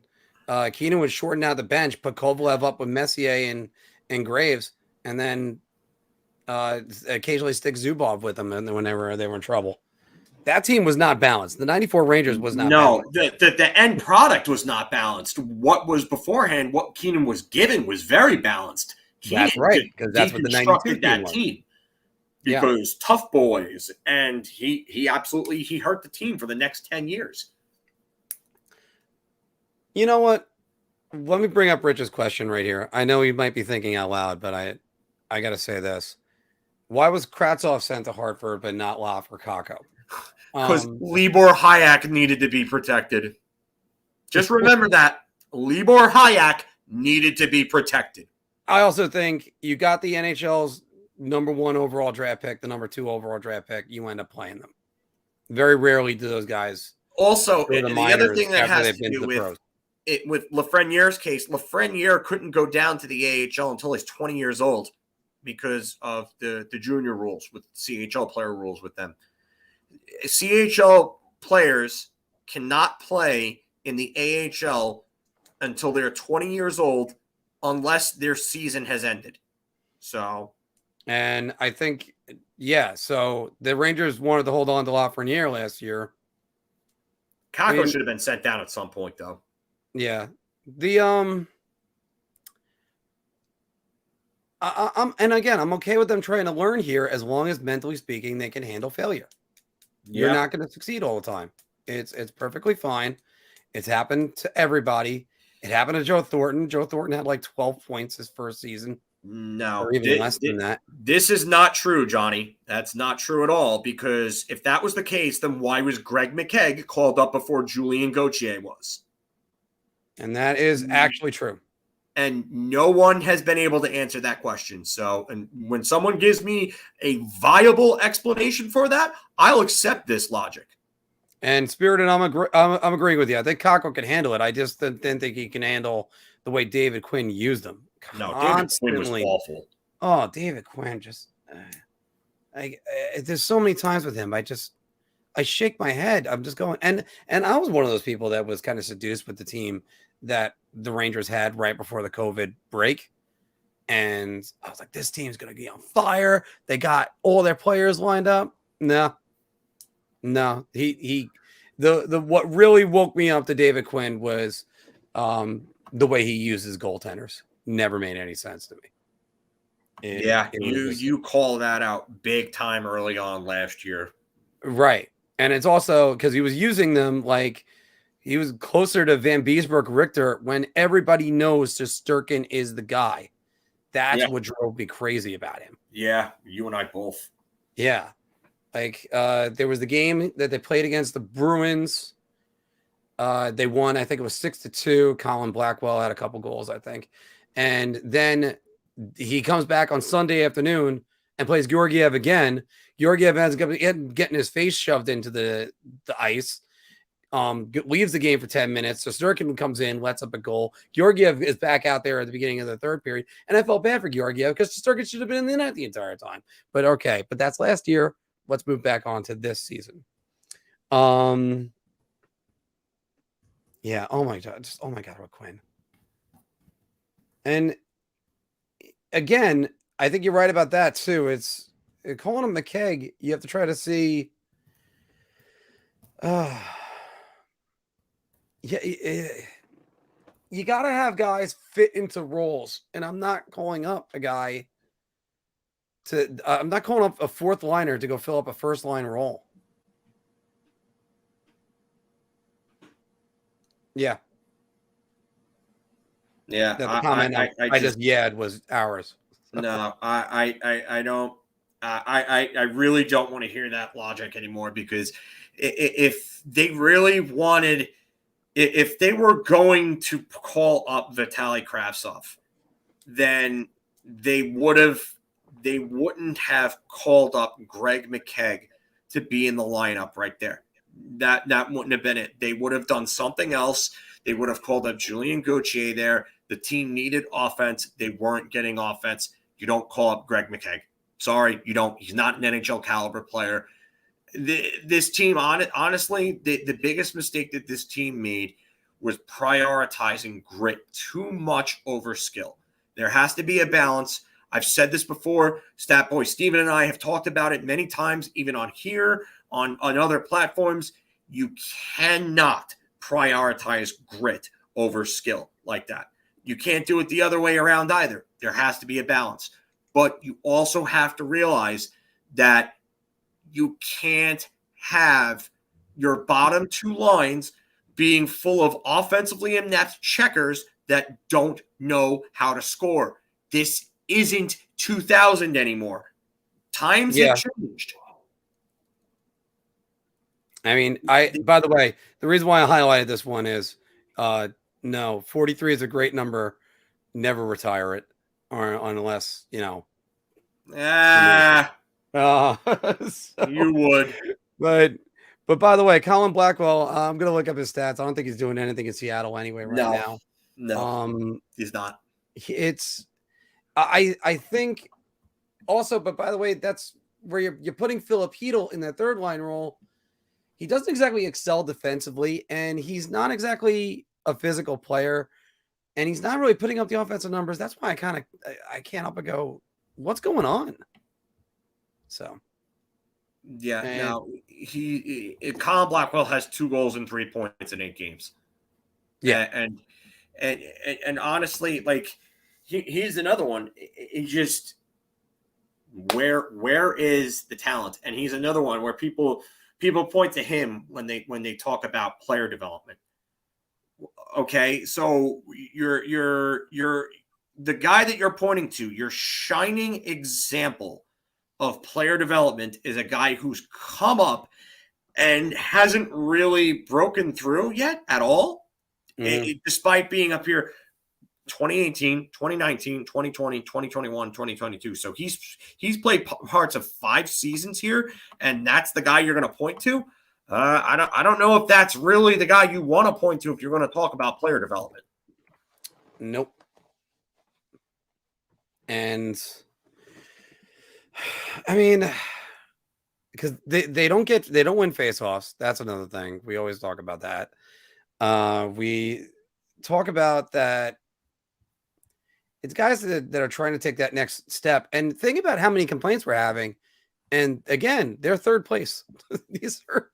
That's still the good thing to say about it. Imagine if we were switch the point total with the Islanders and see a much different reaction on Ranger fans. But AZ, how you doing? move Hunt to the fourth line, Chytil to the wing, Gaudreau to the third line center. I mean, we talked about that. Yeah. Yeah. I would, I mean, at this point, I don't see why you wouldn't give it a shot having Chytil play with Zibanejad and Kreider, because it doesn't even hurt to try to have him just tinker with it a little bit and see what could do or what could be done. I mean, I don't know. I just Which, by the way, just to say, welcome to the show, Mr. Poppin' Fresh. But that's one of the best names to have. If you're using the Simpsons reference that I think you are using, so I love that.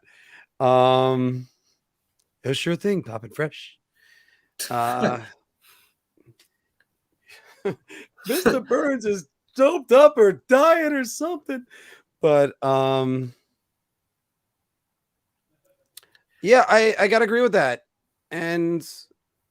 Good. I did get the reference. Yeah. I gotta agree with this though. Chytil's bad at driving the play. He consistently loses the puck, entering the zone. Yeah. And Sammy Blais, by the way, they're missing Sammy Blais. This is where you really could see the benefit of Sammy Blais. And you're also starting to see the limit on Julien Gauthier, I think. Yeah. And I think you're starting to see Dryden Hunt fizzle out too. Yeah. So, and that's the thing. When you get a guy, say for instance, like Colin Blackwell, I mean, older Ranger fans, I compared him to Daniel Gano. You remember he got to play with Wayne Gretzky and I want to say it was Luc Robitaille for the first month. It was 96, Gretzky and Robitaille's line, and he just absolutely scored. Exploded. He was scoring on everything, and then of course he got moved off that line, or he just fizzled out himself because he just really wasn't that great. So, yeah, it's just there's a lot of those guys that the longer they play, they get exposed. How about this, Met fans? How about Benny Agbayani? Think he was going to get 10 home runs a month forever? So, yeah, I don't agree with this, AZ. I think Blais would only help to a certain point.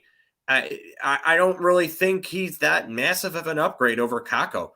What I think they really need is a legitimate, established play driver, and Sammy Blais is not a play driver. Sure, yeah, winning the board battles helps and stuff like that, but I mean, he didn't even look good when he was up there to begin with. So I don't see how that works. Would Blais help? Yes, but they need a legitimate, established play driver. And Mike's right on this too. Zibanejad is on top of that has not been good. He's not. He hasn't been good defensively. Nope. Things just it hasn't been clicking for him so far right now. Oh no.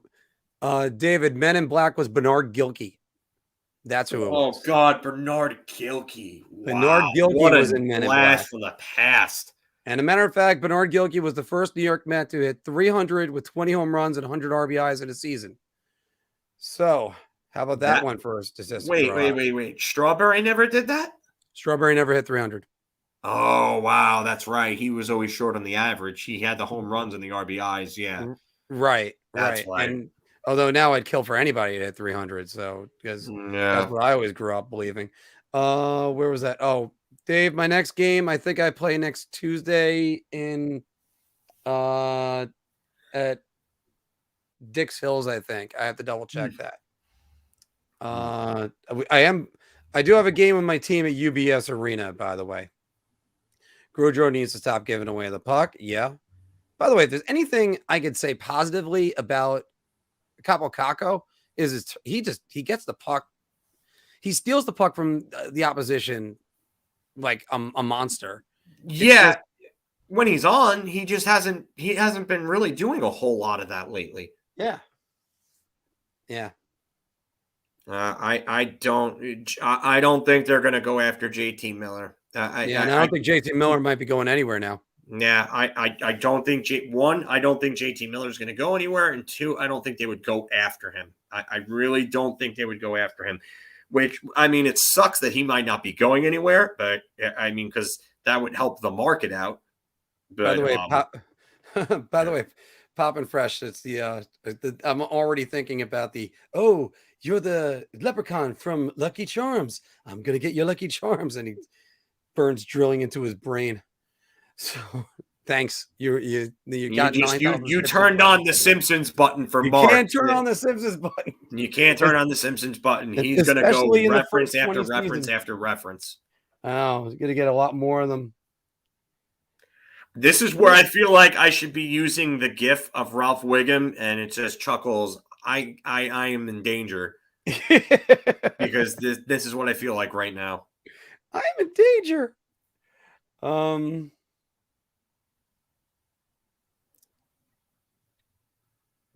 Yeah, and Johnny's right. The whole third line can't finish.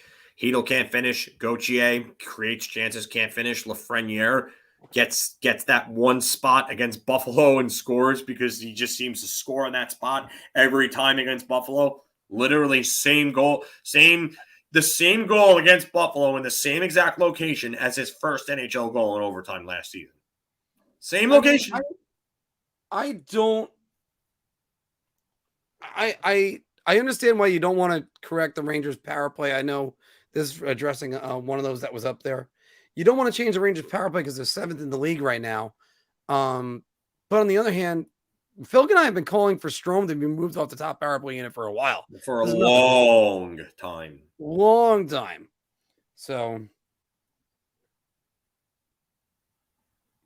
wow, David, you're going to season 1 right there with this episode where they fought back against Nelson with the water balloons. Yeah. But, oh, you know what? I'm so glad you brought this up, AZ. Oh, God, yeah. This one. Yeah, Brooksy throwing out the Patrick Kane. No. It's not one. I want nothing to do with Patrick Kane because I think he's a trash human being, especially after his comments about Stan Bowman and the whole Brad Aldrich situation. And 2, even if they got Chicago to retain 50%, they still can't fit him in with the cap going forward. Right. And here's the other thing. And by the way, the older I've gotten, I've loved Married with Children, as AZ points out right there. Here's the thing I have to say about going after Patrick Kane. It sounds great on NHL 2022 or 22. I forget what they're at right now.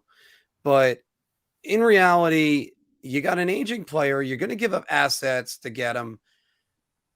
He's still at the top of his game. He's still one of I'll say a top 20 player in the league, just to be generous. Oh, he is. He might even be top 10, like I said. But again, you're asking him to retain a lot, and I don't want to give up a Lafreniere or Kakko. Not only that, but that's the type of move that a one piece away that needs that one last piece to put them over the top. That's that type of move right there. And nope, they're not close to there yet. So you don't go and make that move unless you have another move that can put you right there and into that picture. And I don't even think that's even possible because of the fact that you're not getting the production from Kakko and Lafreniere. If Kakko and Lafreniere had taken the next step forward this season and they looked great, and Keandre Miller took a big step forward, and this team was really on top of the world, and they were playing great, and they looked good against the big guns like Colorado and them, then you know what? Okay, then you know what? Maybe I consider that. But and no, oh hell to the no there. I do. Oh God, no chance on Evander Kane. No, absolutely not. No, I mean, I don't even know what plague to refer to him as. He's locker room Ebola. Like he is a cancer. No, cancer's too good. Cancer's too good. He's the bubonic plague. I don't know. I'm trying to think of anything that could even be that. Oh God, no. I mean, he is just no. Does he have all the skill in the world? Yes, but guess what? Right now, he's throwing it away. He's another one though who's not a play driver. He's just a guy that he scores a lot of goals. Yes, Yeah, but he's not a guy that's going to facilitate on that line. Yeah, That's another one. I mean, I'm not looking at the top 6 as the problem. I'm looking that they need to still fortify their bottom 6 a little bit. But yeah, they I need mean, to. there was no way I would ever take Evander Kane. No. No. I mean, not even at half. Not even at what, $3.5 million? Nope. No thanks. I don't care. I wouldn't take him at 25%. Yeah. He is a garbage human being, and I've said that going back to the time that he took the picture of the friggin' money in the hotel room during the 2012-13 lockout. He said he was an idiot then. He's an even bigger idiot, and he's an even bigger locker room cancer than he was back then. And he's got so many off-ice problems that I don't even know whether or not I want to touch him or get him in the locker room or anything like that. And it's beyond the Tony DeAngelo thing right here, because DeAngelo right now is on a 1-year contract. He's got to behave. Yeah, he's got to behave. Get paid. Yeah, Evander Kane has nothing to worry about. He has nothing to worry about because no team is going to buy out that contract right now. That contract is buyout proof. He will get paid whatever his full contract, no matter what. And yeah, that's it. And you know what? The part about Kane, like I said, is his contract's buyout proof. He doesn't have to behave for just 1 year. He can misbehave all he wants, and he still gets paid. Yeah. And AZ, that's another no for me, buddy, because again, too many defensemen, and they don't have it. They don't have the cap space. Ideally speaking, as far as the bottom 6 goes, if the Rangers could find a Kevin Kline style defenseman to go into that bottom 6. You mean the bottom pairing? Sorry, the bottom pairing. I mean, still thinking about the forwards, I guess. Yeah. But that bottom pairing, and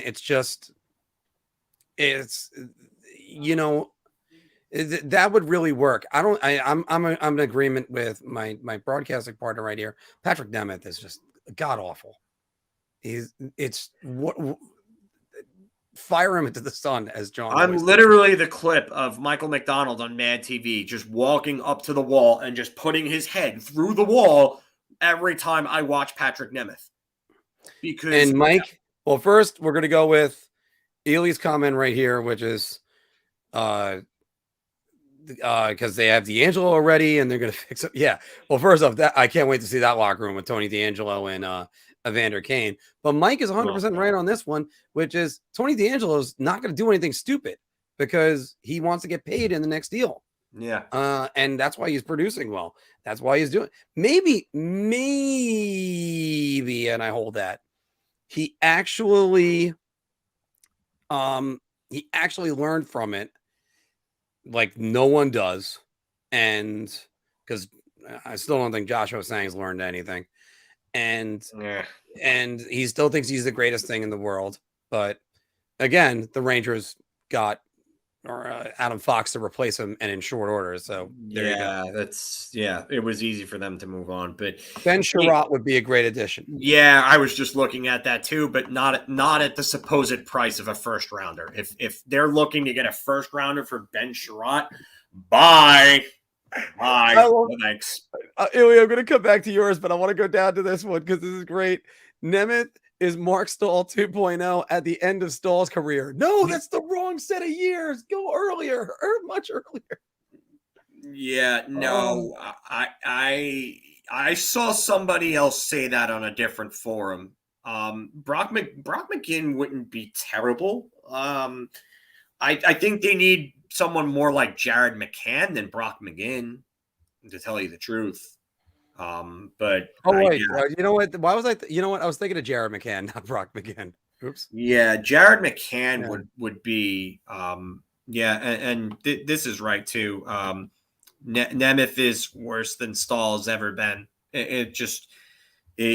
he's bad. And it's not just the defensive gaps for me. I'll say it again, like I said it in the stream the other night.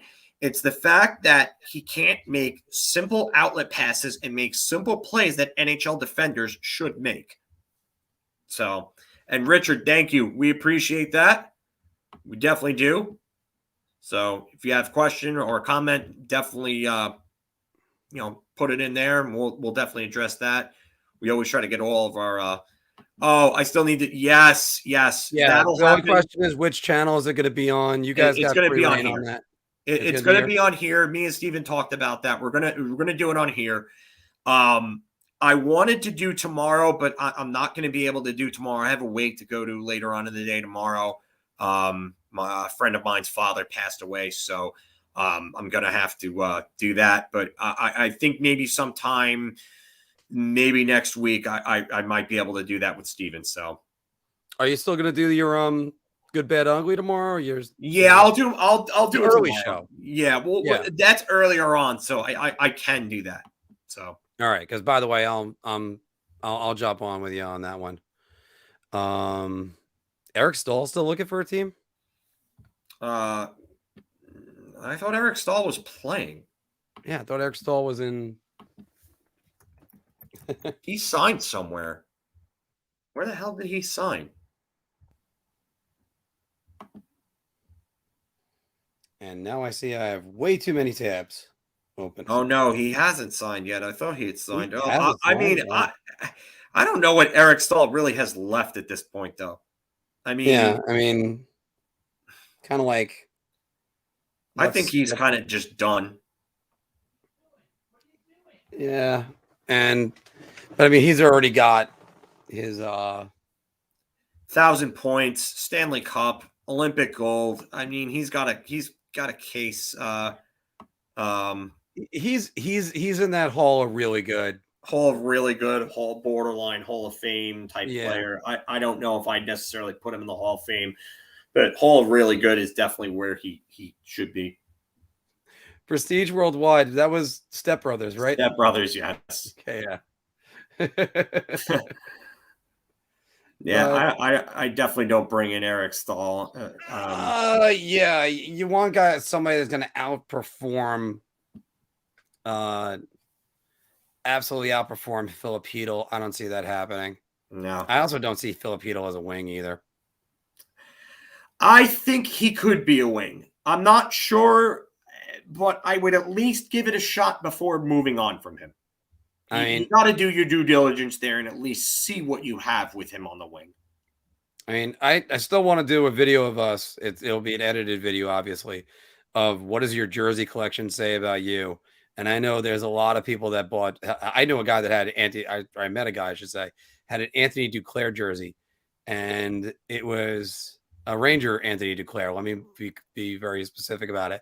It's like there are those prospects you want to get out in front and you want to be like, I got his jersey. He's going to be great. And then when the penny stock doesn't go over $1, you're just like, No, I understood the Eric Stahl trade in 2016. I understood why. I didn't agree with it, but I understood why. Likewise.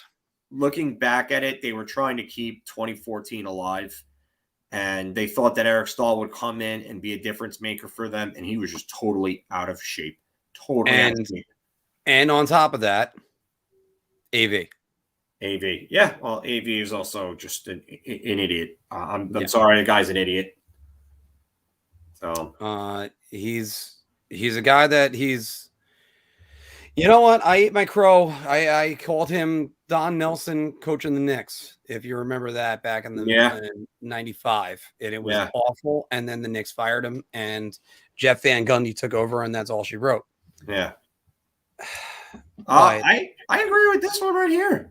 This is actually Marc Giordano and Calle Yarncroke. If they could pull that off with Seattle, would actually help them out big time. Would really help them out. There you go. And that's what Seattle does. And what are you going to have to get back to Seattle in that situation? Because they're going to want. They're probably going to want a first and a couple of decent prospects. I don't know if I would give up any top prospects for them. First, Matthew Robertson. Matthew Robinson would go there. Do you give up FIlip to them? I mean, if that's and that would be the type of player that they would be looking for. So, and this is a nice little dig at AV. Yeah, I saw that. He got tossed off another team mid-contract. Yeah, well, because there's two coaches that I've seen that have taken little to no accountability for their team's failures in my life, and it's AV and David Quinn. Yeah, AV will throw his players under the bus before he takes a lick of accountability. And David Quinn, from his interview or his podcast on or from the podcast with the Cam and Strick podcast when he was on there, his appearance, that was it tells me that he's just a bozo that still thinks that he was right about everything he did and wanted to take zero accountability. So, and on top of that, let's go with another guy that's kind of said something similar. Like, I mean, Jeff Gorton's comments back in the summer were a little bit tone deaf too. And now he's running the Montreal Canadiens, which part of me says, why not just make Jeff Gorton the GM? Oh, wait. They need a francophone. That's why. Yeah, well, that's what happens when you're in a French city. So, you know, imagine if you got a guy in New York, let's say, for instance, didn't speak any English. Yeah, well, you can't do that with any of the teams. Yeah, so they got to communicate. Yeah, no, I get it. I get it. It's just that's why but probably what they would end up doing is getting a guy who's really more of just a figurehead and really a communicator. And Jeff Gorton will probably end up being the general manager. He's going to have the final say on a lot of decisions there, I'd imagine. So Robin Leonard said AV was a locker room killer. Yes, he did. When did he play for him? He basically got all right. So this was coming from people. Yeah, he played in Buffalo and stuff like that. Yeah. But he got this from people who played for AV. It was around that speaking out time that he had, like last year or whatever, or the year before. You know what, Rick? I'm going to disagree a little bit. I think there's a difference between having an ego and having confidence. I think there's a lot of people that are very confident. Wayne Gretzky is somebody that comes to mind, and I know that Wayne hid his ego from the public, but there's plenty of hockey's always taught to say we. It's always we, but you get some guys that say they. Yeah, I definitely agree with that. Wayne Gretzky is one of those guys who you could just see that, like, he's holding it back a bit. And obviously, I love Wayne, but it's you can tell that he definitely holds it back a bit. But you know what? You're right. And this is really kind of it. It's very easy for ego to go to that next level. And that's a big problem. And that's why I can't stand guys like Quinn and AV. And the thing that I have with AV is that if you look at his success or you look at his record on teams where he didn't have a Hall of Fame goaltender playing for him, his record is really kind of pedestrian. Yeah. Pedestrian. And Quinn has nothing to fall back on for him to have the ego that he has. And by the way, similar guy. And I always gave him credit. I always said the guy's a good coach, if not a great coach. And I stood by that. And I kind of opened up my eyes a little bit when he was in Dallas. But Lindy Ruff is one of those guys that you looked at and went, this guy knows how to coach. He gets these guys to go. He's a good defensive coach. Dominic Hasek, then right after Dominic Hasek was Ryan Miller. Yeah, and not only that, but the time between Hasek and Miller, Buffalo was bad. 2002, bad. 2003, bad. 2004, bad. And then 2006, Miller came up. Briere, hey, Brody. But, I mean, you just Hey Phil, correct me if I'm wrong on this. Bill Peters was really bad coach to his players, using the N word. It was just one time, I thought. I don't. As far as I know, I'm as far as what I've heard and read, it was an isolated incident, and he didn't use the N word towards black players. He said it about rap music. Yeah. And that's where that came in, but he was, I believe, verbally abusive. I'm not sure about physically. I think actually he's right about that. I think he was definitely verbally abusive. Yeah, Bill Peters was the one who got fired for. He basically said, "Shut that N-word music off." Yeah, that's what he said, and also, I mean. And Calgary was actually pretty good, and they did that. That's and just got fired from a KHL team. Similar stuff, minus the racial stuff. Yeah, okay, I didn't hear about Peters that. Just an asshole. Yeah, it's funny because I actually from a KHL team for that. That's a lot, man. That's a lot. Yeah. So I mean, I met the guy at the NHL draft back in 2018, and he seemed really nice. But just goes to show you that sometimes people can put on a mask. What's that? Ilya's saying he punched Brett Pesce. I did not hear about that, but if that is the case, then that's terrible, and that would be why he's gone. So good riddance. I mean, by the way, let me say this about I still have this highlighted. Yeah, they had Mike Sullivan. Oh, if we only knew what Mike Sullivan was going to become.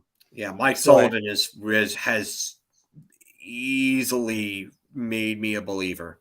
And in 2014, I would not have made 2013 after him and Torts were fired. I wouldn't have made him the head coach. So I still believe Dave Tippett was the guy, but they had 2 good seasons of the AV. John Tortorella, on the other hand, people want to rip on him. John Tortorella, he stood up for his players every single time. Yeah, he did. If you remember, after Game 4 in the Bruins series in 2013, they had the game-winning goal, and he scratched Brad Richards in that game. And one of the reporters asked his thoughts about that, and he stopped the press conference and just said, "Look, Brad Richards is one hell of a hockey player." And I understand what the contract was, and I understand what the Rangers ended up having to buy him out after 3 seasons. I still thought the Rangers got a good Brad Richards in 2011, 2012, adequate in the shortened season, and he came up huge in 2014 in the playoffs. They got out of that contract. That's all that matters. Yeah, I mean, wow. If you have inside information, D. Ely, that's great. It's just stuff that it hasn't been brought to the mainstream light. So, yeah, that's too easy. He definitely. I completely forgot about the Vancouver Calgary fight. Yeah. Yeah. Sullivan, you know what though, Rich, you're right about this. Sullivan did have Sidney Crosby, and by the way, Sidney Crosby, according to what Brian Burke says, he drives that practice, and they have the most up-tempo practices of any team in the league. But also, he has not had Crosby at times. He's lost Crosby, he's lost Malkin, he's lost a lot of things. I mean, it's just.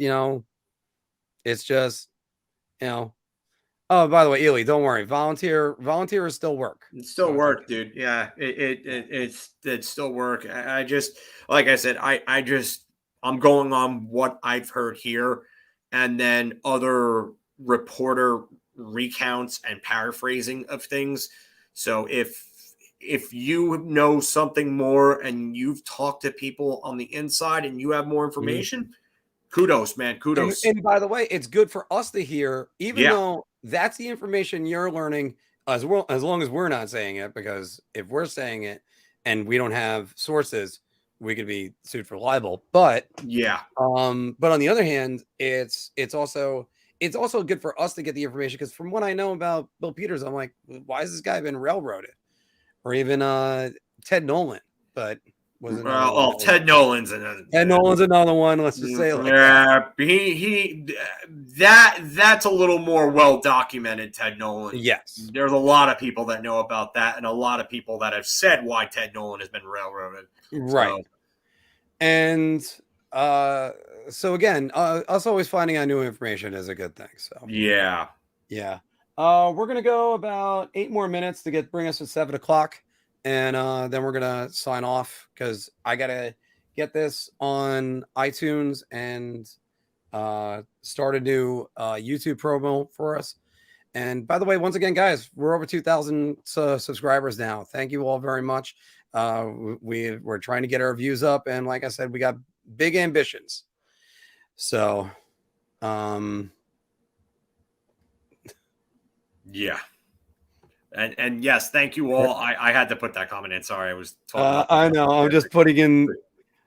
Yeah, but yeah, I'm putting in the same thing as they said about the ostrich in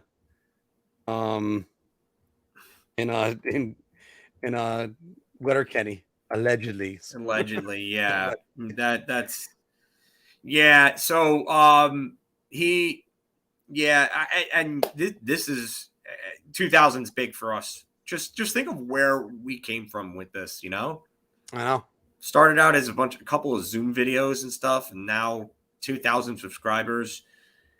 You know, people giving us super chats and stickers and stuff like that, and just I can't even believe we're at this point. Yeah, talking Rangers hockey, it wasn't just, and it's not just me and FIlk Zoom calling each other and me editing it over the course of a week. Now it's just all of us are, I mean, we got Ranger fans from all over the world texting us. So, and things are going great. And we're only this, as we said in our 1 year wrap up video, this is only the beginning. It's going to get better, and we're going to get even more recognition, and we're going to branch out more and do more things. I can't wait to get you guys the Big Apple Hockey Podcast.com as soon as that's going to be done, because we're going to have our own written articles on there, plus some other writers we're going to try to get a writer from every single city to do it. I got and thank you, Lucas. Appreciate I that, got some man. stuff, but eventually we're going to get to that, because right now we're still a small operation. You got to start small. You got to walk before you can run. Lucas, and again, thank you, Lucas. So, again, it's just, you know, I can't wait. I can't wait to cover us. I'm waiting for the final word from Anthony that we're covering the All-Star game. So that's going to be huge. Maybe you could be a guest at some point. Maybe, yeah. You never know. And yeah, you know what? And this is one of the big things for me. There is just no hockey talk on talk radio with Sports Talk Radio. Rick DiPietro is the only one that really will bring it up. Boomer Esiason. Don LaGreca will at times, but it ends up getting drowned out by all of them, and they end up going right back to baseball, football, basketball. And I get it. There's more of a market for those three sports, but give me something. Give me something for at least like a half hour or something like that, because for the other 3-4 hours that these shows are on, they're all doing the same things and they're all talking about the same things. Exactly. And it's just the same perspective. Give me at least one show. Yeah. Give me one show, then do a segment and then move on. So, and hockey gets ignored and until a team is successful, and then they're like, oh wait, we got this team. No, I mean, SNY used to be pretty decent with Daily News Live because they had Pat Leonard on there, and at the time he was the Rangers guy. So yeah, and you know what? And another cool thing that I love about this is that I'm seeing it in the chat right now. Chris G and Brody and Richard and Rick and some of these other guys, Mike NYR. And you know, I've even seen, I think I've seen Spirited in Wardy NHL's videos. Definitely support them too. Core Python has his own videos. I mean, Okay. he just got over 1,000 subs. So if you guys like more, coverage on hockey, Core Python does his own videos on here too. He's always in Stevens and in here and stuff like that. So, I mean, help out the other programs too. Yeah, there's plenty of us to go around. I mean, Exactly. I basically stopped watching cable. I've just been watching YouTube over the last. I don't watch much cable aside from hockey, really, and wrestling. Yeah. That's it. And that's really about it. And there, I guess, like I said, and it's also, by the way, in the same way, you get a different perspective every single time. And I always strive for us to be different from everybody else's podcast. I don't want to be what Wardy's given us or what a lot of the other guys are giving us. I mean, Core's videos, and anytime, Core. I mean, Yeah. I saw your stuff, and I was watching for a bit too. So if you ever see me, if you ever see me around in these chats, I'll put my screen name in here. That's my screen name. If you ever find me in the other videos, that's my screen name. So you'll see me in Wardy's, As a matter of fact, we get all these guest spots or the guests that come on, and that's what's great about this community. It's people that are willing to send the elevator back down to get everybody to come back up. That's what we need to be doing. And that's where you get guys like Statboy Steven that joins us from time to time. Mike, you are exactly like me. You are me just in another body, buddy. That is me. Wrestling and hockey. That is what I live for. Also, by the way, to say once again, FIlk and I have got to sit down and actually talk about how to develop his wrestling channel, because I think that'll be a hit. I'm trying to fix my arm. AZ, yes, it is a combination of a couple of things. The Aces High is, one, the Iron Maiden song, two, the poker reference, because when I made that screen name, I was playing poker like crazy. And the 211s are for two aces and Marc Messier. So it's like three references all in one. And Joe, I do not have a 69 in my username. The last screen name I had a 69 in was probably in middle school. So I haven't been like that in years, bud. But furthermore, from Aces High, great song. Love Iron Maiden. Yeah. Yes, Brody. Hockey, wrestling, and heavy metal is literally my life, dude. Literally. And then add Dragon Ball Z in there, and you're all set. And Marvel. Hey, Star Wars. FIlk. So wait, you watch Dragon Ball Z, right? I cannot wait for the next season of Dragon Ball Super. Okay. Oh my god. I actually did not watch Dragon Ball Z, but I was going to ask you if you watched Cowboy Bebop back in the day. I did not watch the series. I've seen the movie. I've heard the series was just shit. Well, I mean, the original anime series I was talking about first. The original anime series? No, I've watched the movie. I haven't watched the original anime series. The live action series I heard was shit. Watch the original series. It is amazing. It is on Hulu right now. It's on Netflix also, before somehow they learned how to destroy all that. Do you want to know how bad that series was going to be? This was supposed to be the editorial for today, but we went past it. Yeah, I saw that. I was like, oh god, yeah. And Lucas, go ahead. It's just terrible. It's just so awful in so many ways. And yes, I'm making this so that way I can also pile on top of. First up, by the way, there's that show will give you everything. It's got a tearjerker episode. It's got a couple funny episodes.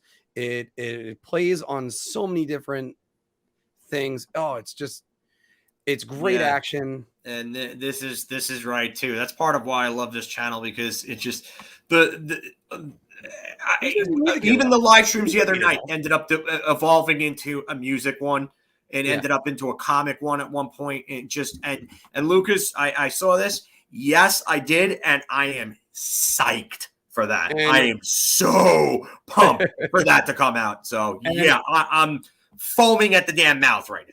And by the way, we're also going to be working on pop culture. There's channels we're working on in the future. That's why There's a parent company that all this is going to be part of, but this is our passion. This is what we love to do, and this is why we're still doing it, and not having to worry about anything else, because it's so much fun. This is the best part of my week every single time, and we're going to be doing a show tomorrow also. But I have to say this though about that Cowboy Bebop Netflix series.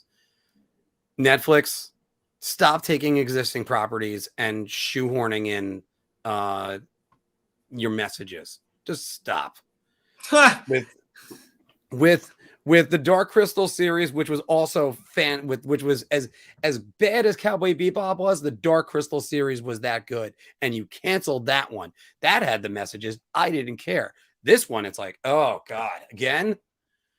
So, and let's just say that they end that series in the absolute worst and most disrespectful way. Well, it's ended, but still.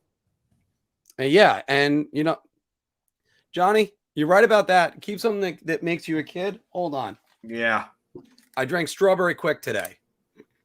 Keep something that makes you a kid. There you if go. You're young at heart. There you go. Yeah.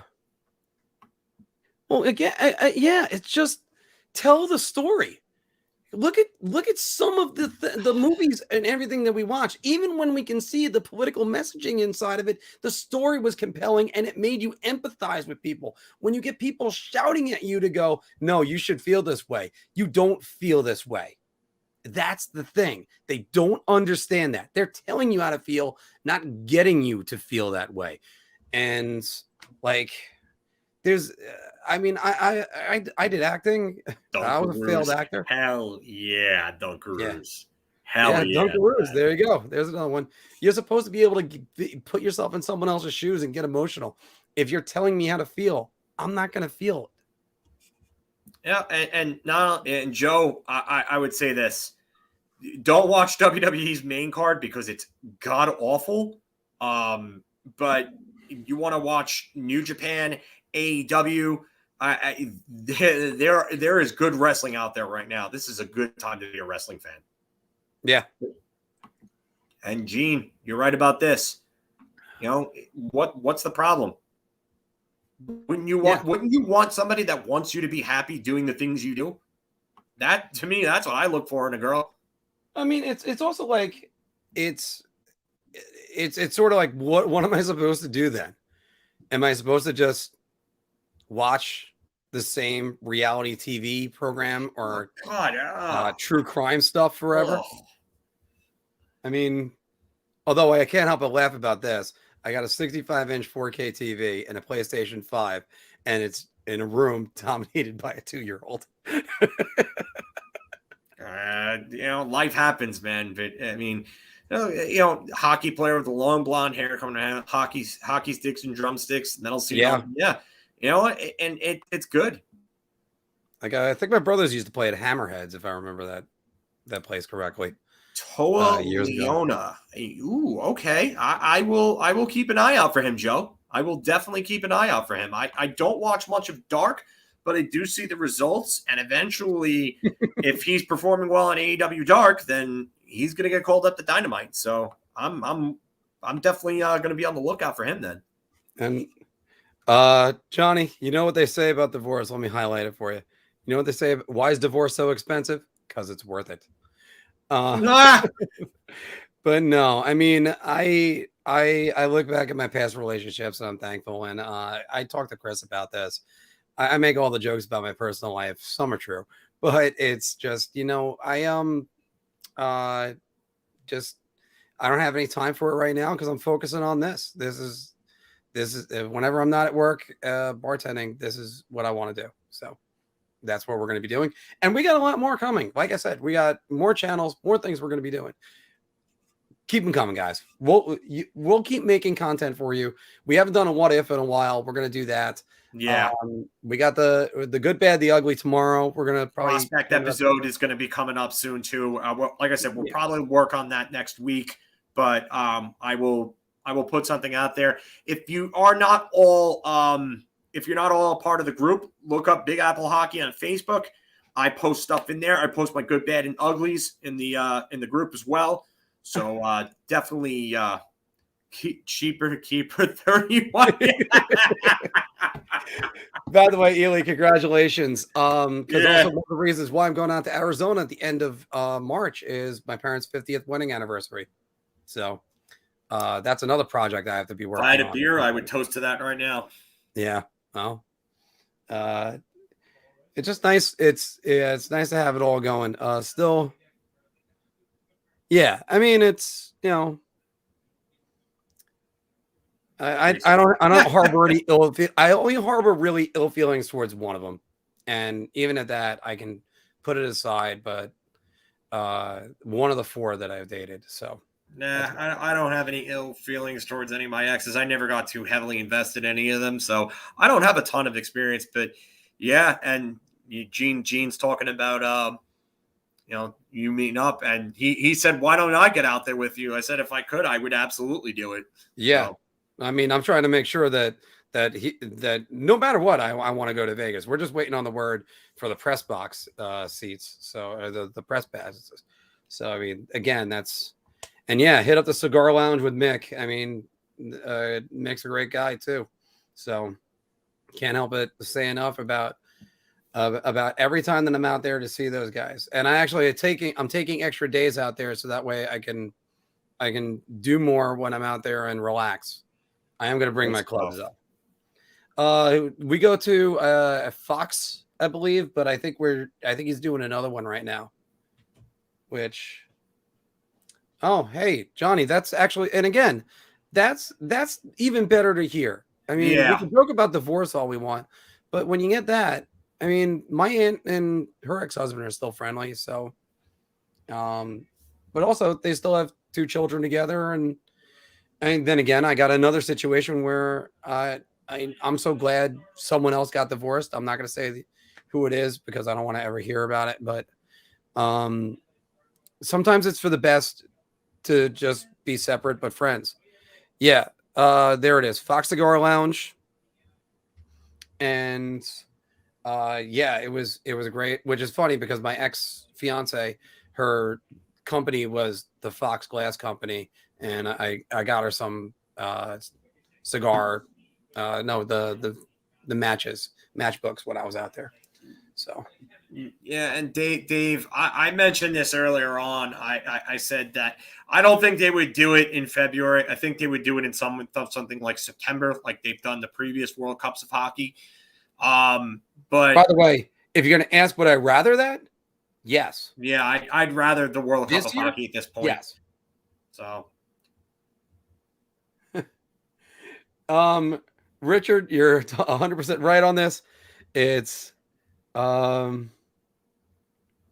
Yeah, by the way, Joe, you're right about that one right above it. Yeah. I always say the terms, these. If you're in a relationship, you need to be committed.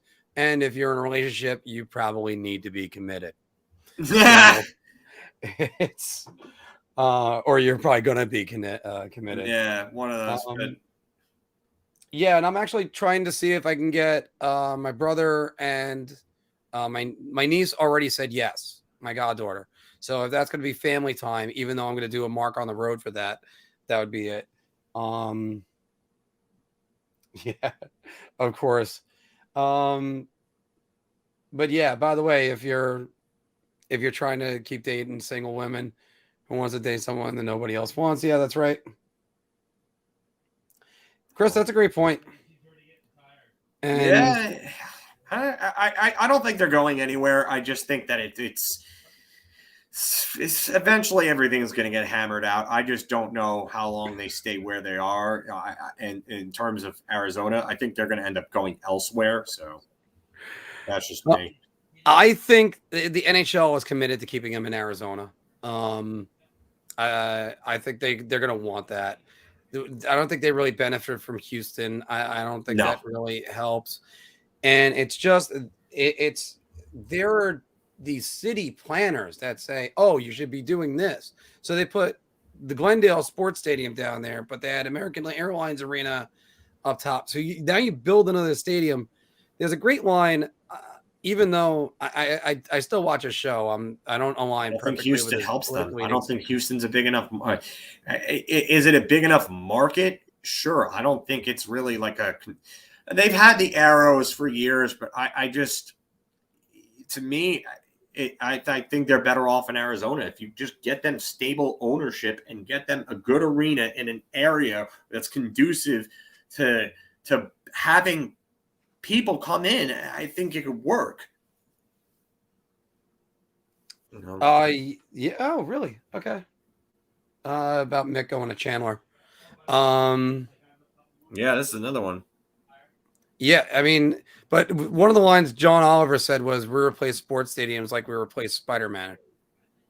So yeah, that's got to go. And again, you got all these eggheads you pay to say, "Hey, build me a stadium," or "Where is the best place for this stadium?" Look at the Tampa Bay Rays. You know how much more successful they would be if their stadium was on a different end of the city, but instead, and it's just no. You need to be in the right situation, location. That's what it's all about. Yeah, it would be good, but I like that Dallas is the lone star out there too. Yeah, being an interstate rivalry. I'm gonna probably have to pack it in. I got to start getting. Yeah. All right, guys. Thank you very much for joining us today. Like I said, we love doing this, and we love doing this with you guys. So FIlk, are we on for tomorrow? What time? What time is good for you? I can go 1 o'clock. Yeah, sure. Why not? 1 o'clock. We'll do 1 o'clock tomorrow. We'll do one of my good, bad, and uglies. Marc will be on with me, and then I will be assisting. Basically assisting in a way. So, but we'll 1 o'clock tomorrow. Join us, and then we'll go from there. There we go. All right, guys. So thank you all very much. And if you're watching the Ranger game tonight, enjoy the Rangers versus the Arizona Coyotes. They should win that game. If they don't, awooga would be the sound of a red alert. You're not going to want to. I might be very unpleasant tomorrow if they don't win. Yeah, I mean, Arizona's taking a knee, and then we look at them and go, "That's not how this works in the sport." So, anyway, thank you all very much for joining us, and we will see you guys tomorrow. Have a good night, everybody. Let's go, Rangers.